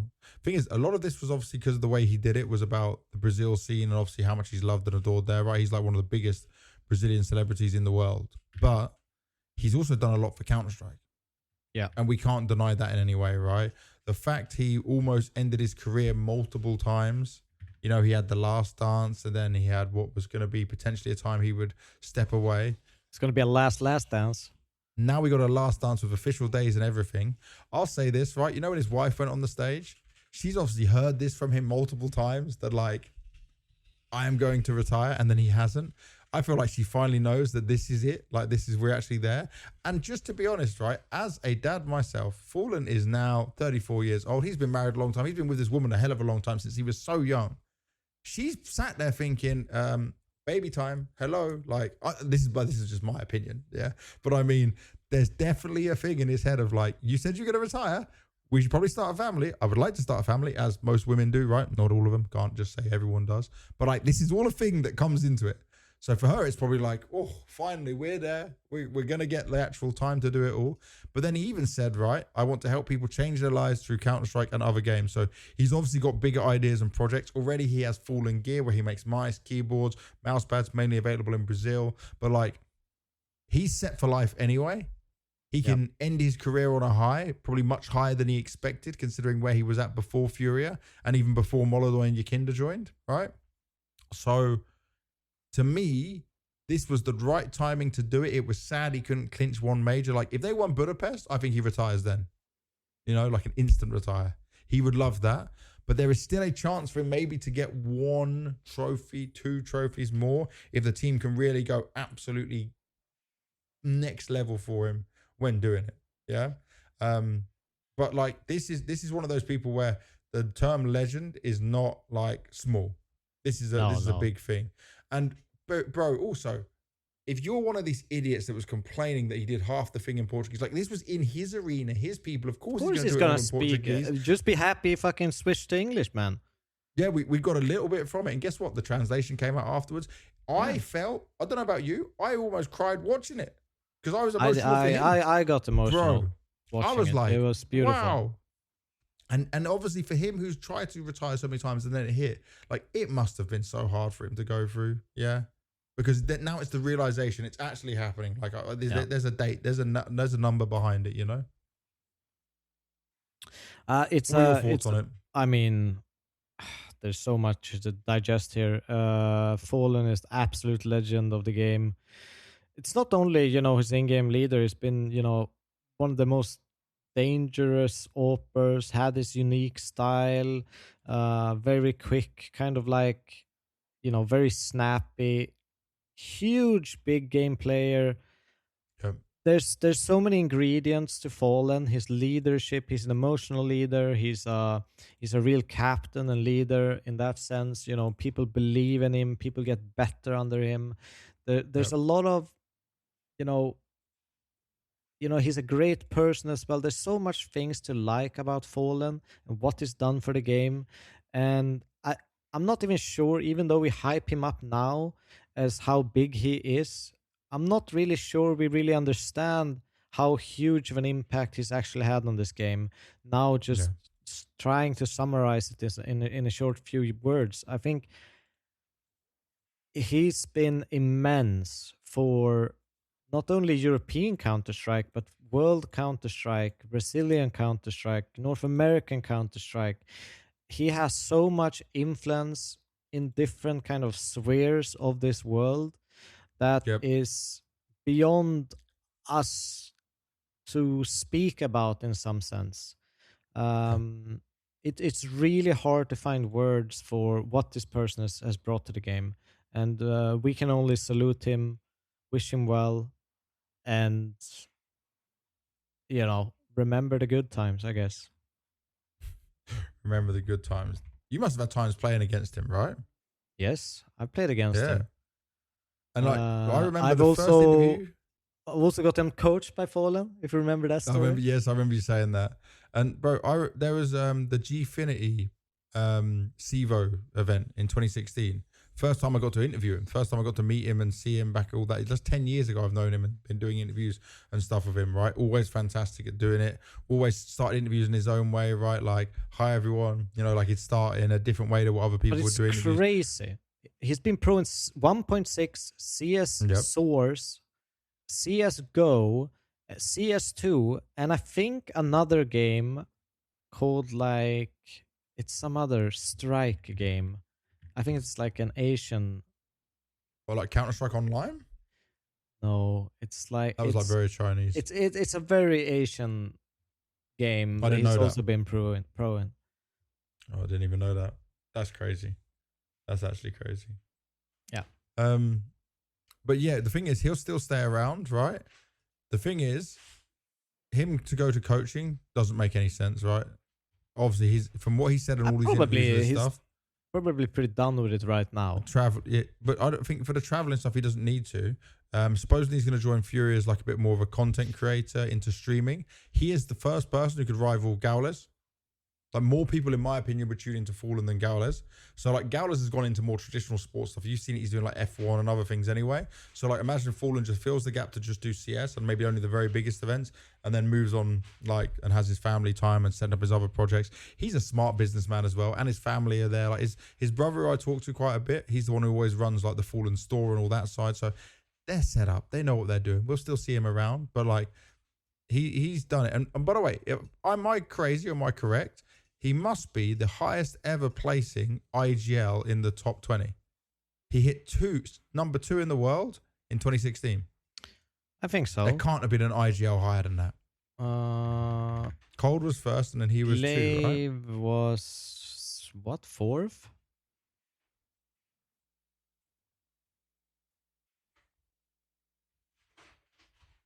Or there's maybe, no way. No. I don't know. Glaive wasn't. 8th. Glaive couldn't have been that. 8th he was. Yeah, so that's like, bro, he's on a whole other level. Whole other level. Well, he's basically the grandfather of sniping IGLs in CSGO at least. Yep, definitely. Well, wish him the best of luck. It's going to be interesting to see how Fury deal with all of this, but we'll touch on that more across future episodes as we go through it all. There's also one other thing we're going to say is for our... I'm not going to call it an ad read. This is for one of the guys who works in the back end of our podcast, Ivan, a good friend of ours. He says, go to CS. You put the fucking text, Devil, move your fucking cursor. I can't read when your name is across the document. Yeah, I can't do that. It says, go to cspins.shop to check out the pins from CSGO majors that our producer is selling right now. And the reason we're saying that is because obviously he does a lot for the channel and helps us out, but also these are some incredibly rare pins. Some of us, if you were around at the early days, were able to collect these, but like Anders was selling his not too long ago. I have some people instantly bought them. Yeah, I've still got mine as well. So if you're interested in that kind of thing, if you're into the skins, the pins and all that kind of thing, check them out. This guy's got them up for grabs for you. And that brings us, before we go, so we've got Q&A and we've got the Blast Rivals in here. Blast Rivals is going to be a bit of a weird one. By the way, this was one of the events where I could actually work it in terms of dates. I'm working again, but I wasn't able to go because I needed a visa for America and I couldn't get the visa. So for people, I saw people commenting on the HLTV post like, "Oh, when's Banks back?" Yeah, I still have to wait because this is a visa one. So only people working that event is the ones who have American visas, which is why I think Shox is there. Ian's got his from Rainbow Six, I guess. But don't worry, I am coming back. This will all go back to normality afterwards. So let's look at this, right? Vitality, Na'Vi, Furia, Astralis, Foot, G2, FaZe, and Gamer Legion. Pretty stacked, but it's only 8-team event. It's also a playoffs where we're only getting 6 teams in playoffs again, right? Teams that go straight through to the semis as well. So that old predicament, that's just the way Blast run it. I will say this is a Vitality event to win. None of these teams are even close. It's not going to be an option. Game Legion getting a chance to go through because obviously so many teams declined the invite to this, to be clear, right? A lot of teams weren't going to go over to the American trip or they couldn't do it because of visas. Same problem I had because it's just not possible, right? So we don't get to see the first Karrigan Falcons one in here. We do see a very easy to win potentially event for Vitality. We get to see Foot, who I think could make a deep run, definitely make playoffs. FaZe, obviously, good luck to them, what they can do with Twister's IGL and Nateju coming in. G2 with Hunter back, obviously that's something to keep an eye on. Game Legion, we haven't seen them for such a long time. I don't even know what they've been up to. We haven't even spoke to them in so long. They came 3rd place at the Star Series ranked event, 5th to 8th at that Rock Journey event, which Alliance did pretty well at, we spoke about. 1st place for Park and Challenger Championship, but for them it's just all about making the major. That was all their focus. So they got a new logo. What do you make of that new logo? It's kind of wild, huh? I don't know. I mean, it looks cool, but it just feels wrong. Yeah. To me, it reminds me of like some heavy metal band or something like that. It's like a Diablo logo with Gamer Legion in it. Yeah. Good point. So overall for this event, it's still $1 million prize pool. It's 125k for first place, same as 125k for club share. But the fact it's 8 teams, we're going to get interesting groups because Vitality, Foot, Astralis, G2 in one group, Na'Vi, FaZe, Fury, Game Legion for the other group. So let's go through our matchups in here. Vitality versus Foot. I put Vitality. I think Foot can damage them, can probably take a map, but I think they've never played each other. Yeah. I'm going to give you this. I will take Foot winning this opening best of 3 because it doesn't change much in the grand scheme of things. I think Foot, off the back of obviously Vitality calming down, coming to America, yeah. Foot, some of their players got their American visas and just come through and got happy, yeah. This is a great opportunity for them. They might come through and just win this best of 3. That doesn't mean I don't think they'll win the whole event, but in the group stage opening game, I'm going to choose Foot over Vitality. I've got that little bit of belief in our boys. All right. You went Vitality though. I went Vitality. Astralis G2. I'm going Astralis. I think the why I say Astralis is I think they are kind of a prep heavy team. They open up really, really well. You know, even when they played Foot in the first game in ESL Pro League, they played Spirit in ESL Pro League, like finals. They beat them. First game in PGL Bucharest, they won. Like a lot of first games, they've been really, really good at. So I kind of consider them a mini Navi in that sense, that they will prep heavy. They will understand their opponents. When the matchups are out, the more time you give them, probably the better they become. So that's why I went Astralis. I feel like it'll be a G2 win just because Hunter will have a point to prove coming into this. I don't know if there's any head-to-head between these guys. So look, no, they've not faced off against each other. So we're getting a few interesting matches, especially considering like how the VRS has changed. We're obviously, where are we at right now for Astralis? They are 6th in the rankings right now. So I think this is going to be a fun, exciting game to have. But I feel like Hunter back, some players, if he can keep up some of that form, will be good. And obviously, I'm a big fan of Nerds coming into this G2 lineup just under Source, so I think that will give them the edge. They need to be careful of, though, a Sharp, Jabby, and Ryu. Definitely. Ryu, yeah. All right, Na'Vi versus FaZe. Na'Vi. Like, what else can you say? Yeah. I don't know. I mean, maybe that will fuck up Navi's prep, and FaZe might have like some weird ass honeymoon reason, but I don't really see that happening. I'm picking Na'Vi all the way. Furia, Game Legion. Furia again, just because we haven't seen Game Legion for so long, they are going to struggle against this kind of opposition. It's a good test for them. I think they should be motivated to be back at this kind of position. It's a good chance for them, good opportunity. hopefully, for them, super important to pick up 1-2 wins in a tournament like this to just boost them a little bit in VRS. All right, so even though it's an 8-team event, 6 teams are making it through to playoffs, so only 2 go out in last place. So let's go through who's making out of Group A. I feel like it'll be Foot. I think G2 will go last place. Oh, okay. So I'm gonna say Foot and G2 go through, yeah, and then Vitality in the lower final go through. I go Vitality Astralis in upper final with Vitality winning, and then Foot winning against G2. Cool. So I'm gonna say Foot. No wait, I'm gonna say Foot to semis, G2 and Vitality through to quarters. Okay. Yeah. Group B, Na'Vi win, Furia win. Na'Vi get revenge because it's not in Rio, and then they go through to semis, Furia to quarters, and then, bro, FaZe or I'm saying Gamer Legion. I'm saying Gamer Legion. Oh, mate. No. FaZe still do it. FaZe. I'm saying Gamer Legion. Oh, I almost feel to follow you, but there's just enough. The unknown of FaZe. It's like, okay, they're shittier, but unknown. I'm going to say FaZe going through. You say Game Legion, I'll say FaZe. All right. We'll wait and see what happens. But we got our Q&A to do. We're going to have to rapid fire this Q&A. Yes, I'll do a Scourger.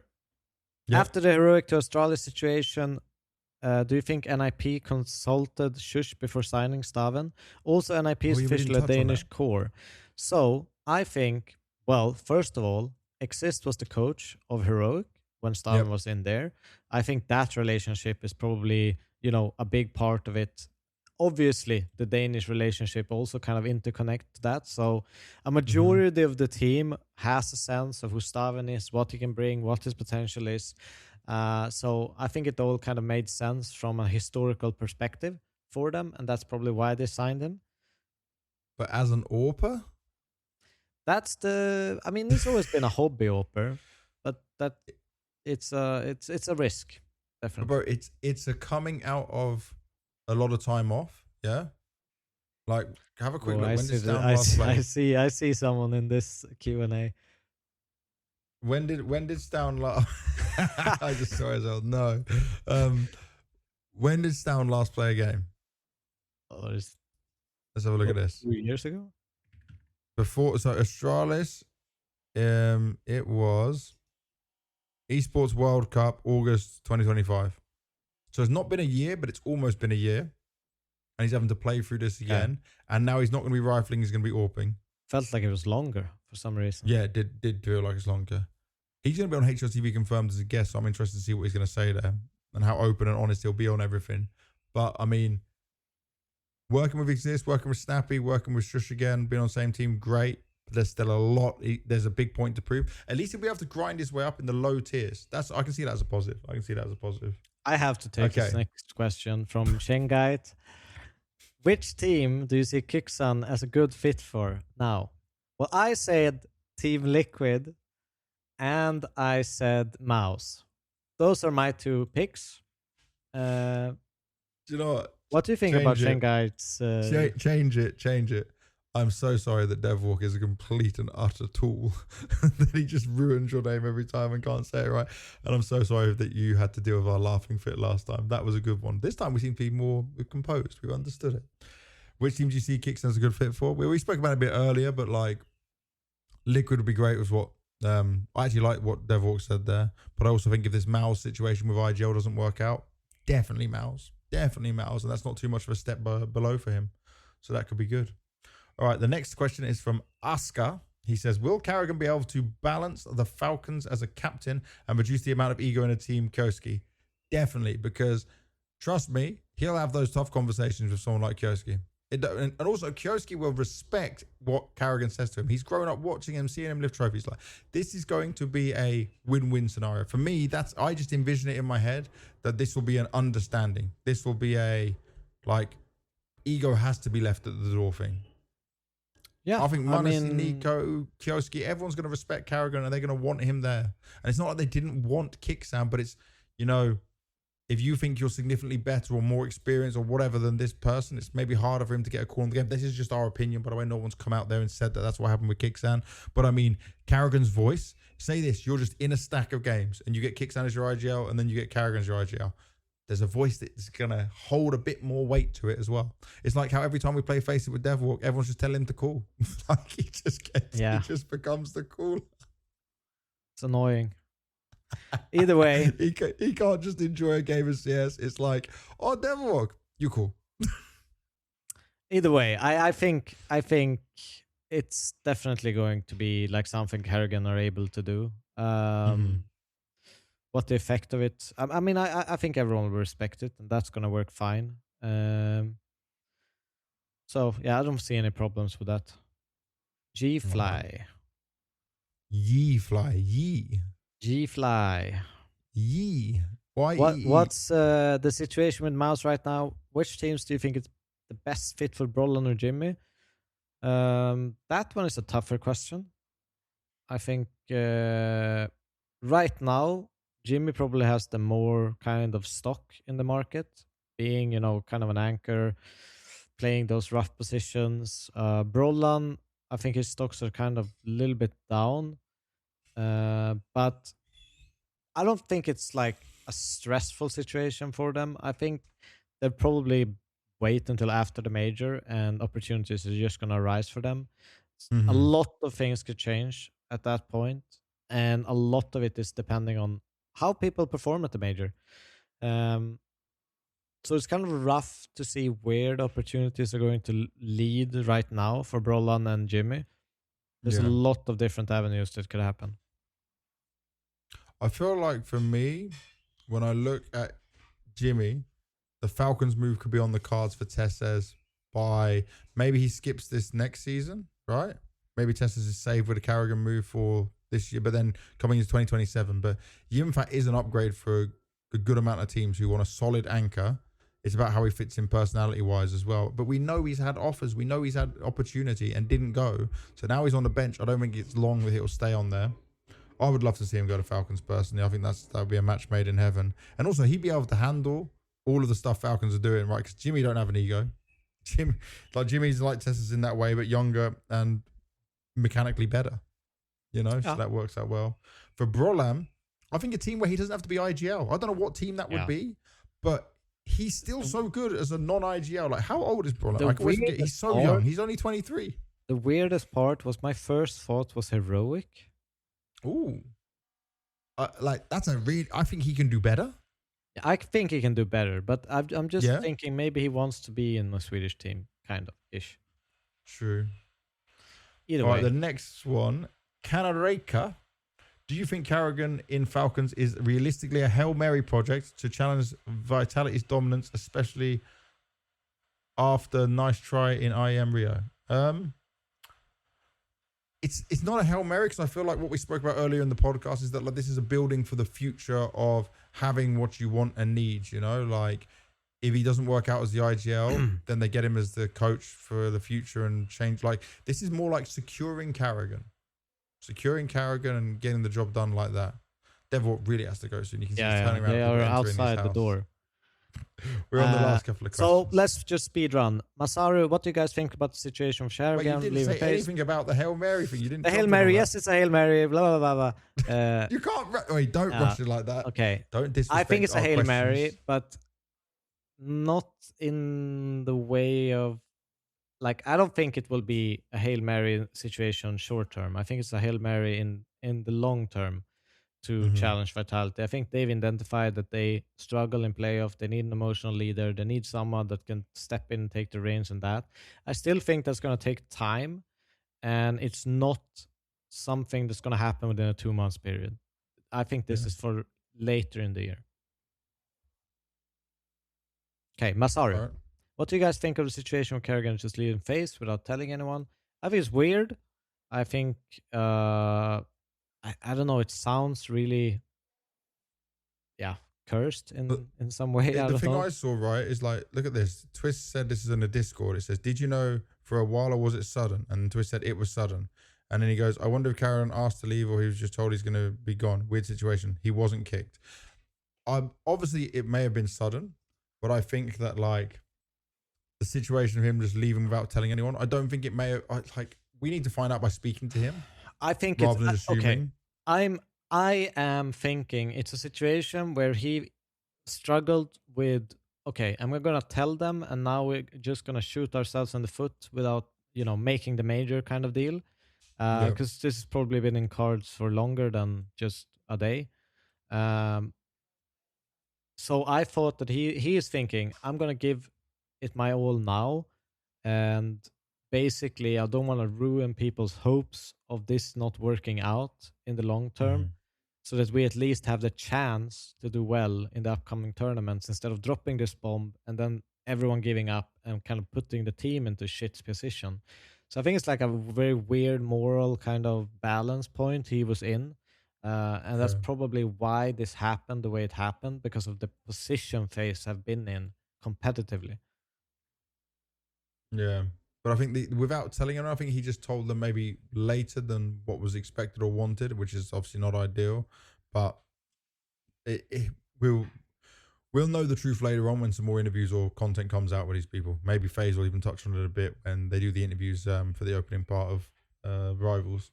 Yep. All right, and last question from Freezer1337, Mr. Leet. How hard will it be for JL to get back into Tier 1 after almost a year off? He's grinding FaZe right now. He did a stream yesterday. He already had that stint with Team Liquid where he looked pretty okay. I feel like he is more than a capable individual player in terms of being good. I feel like he wants this, and I'll just go back to quote quickly the messages I had from him.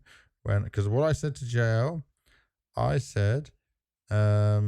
it's loading. Devil's gonna hate this because I mean, the good part about it, if I can answer when you find the quote, he's had few stints where he's been a stand-in situations where he's kind of gotten up to speed a little bit every single time, playing a tournament here, playing a tournament there.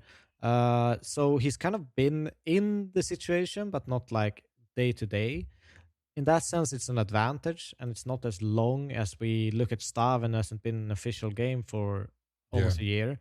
JL has played and has had these stand-in situations to kind of keep him up to date and get the feeling. So I don't think he will be as rusty as someone like Staven jumping straight into it.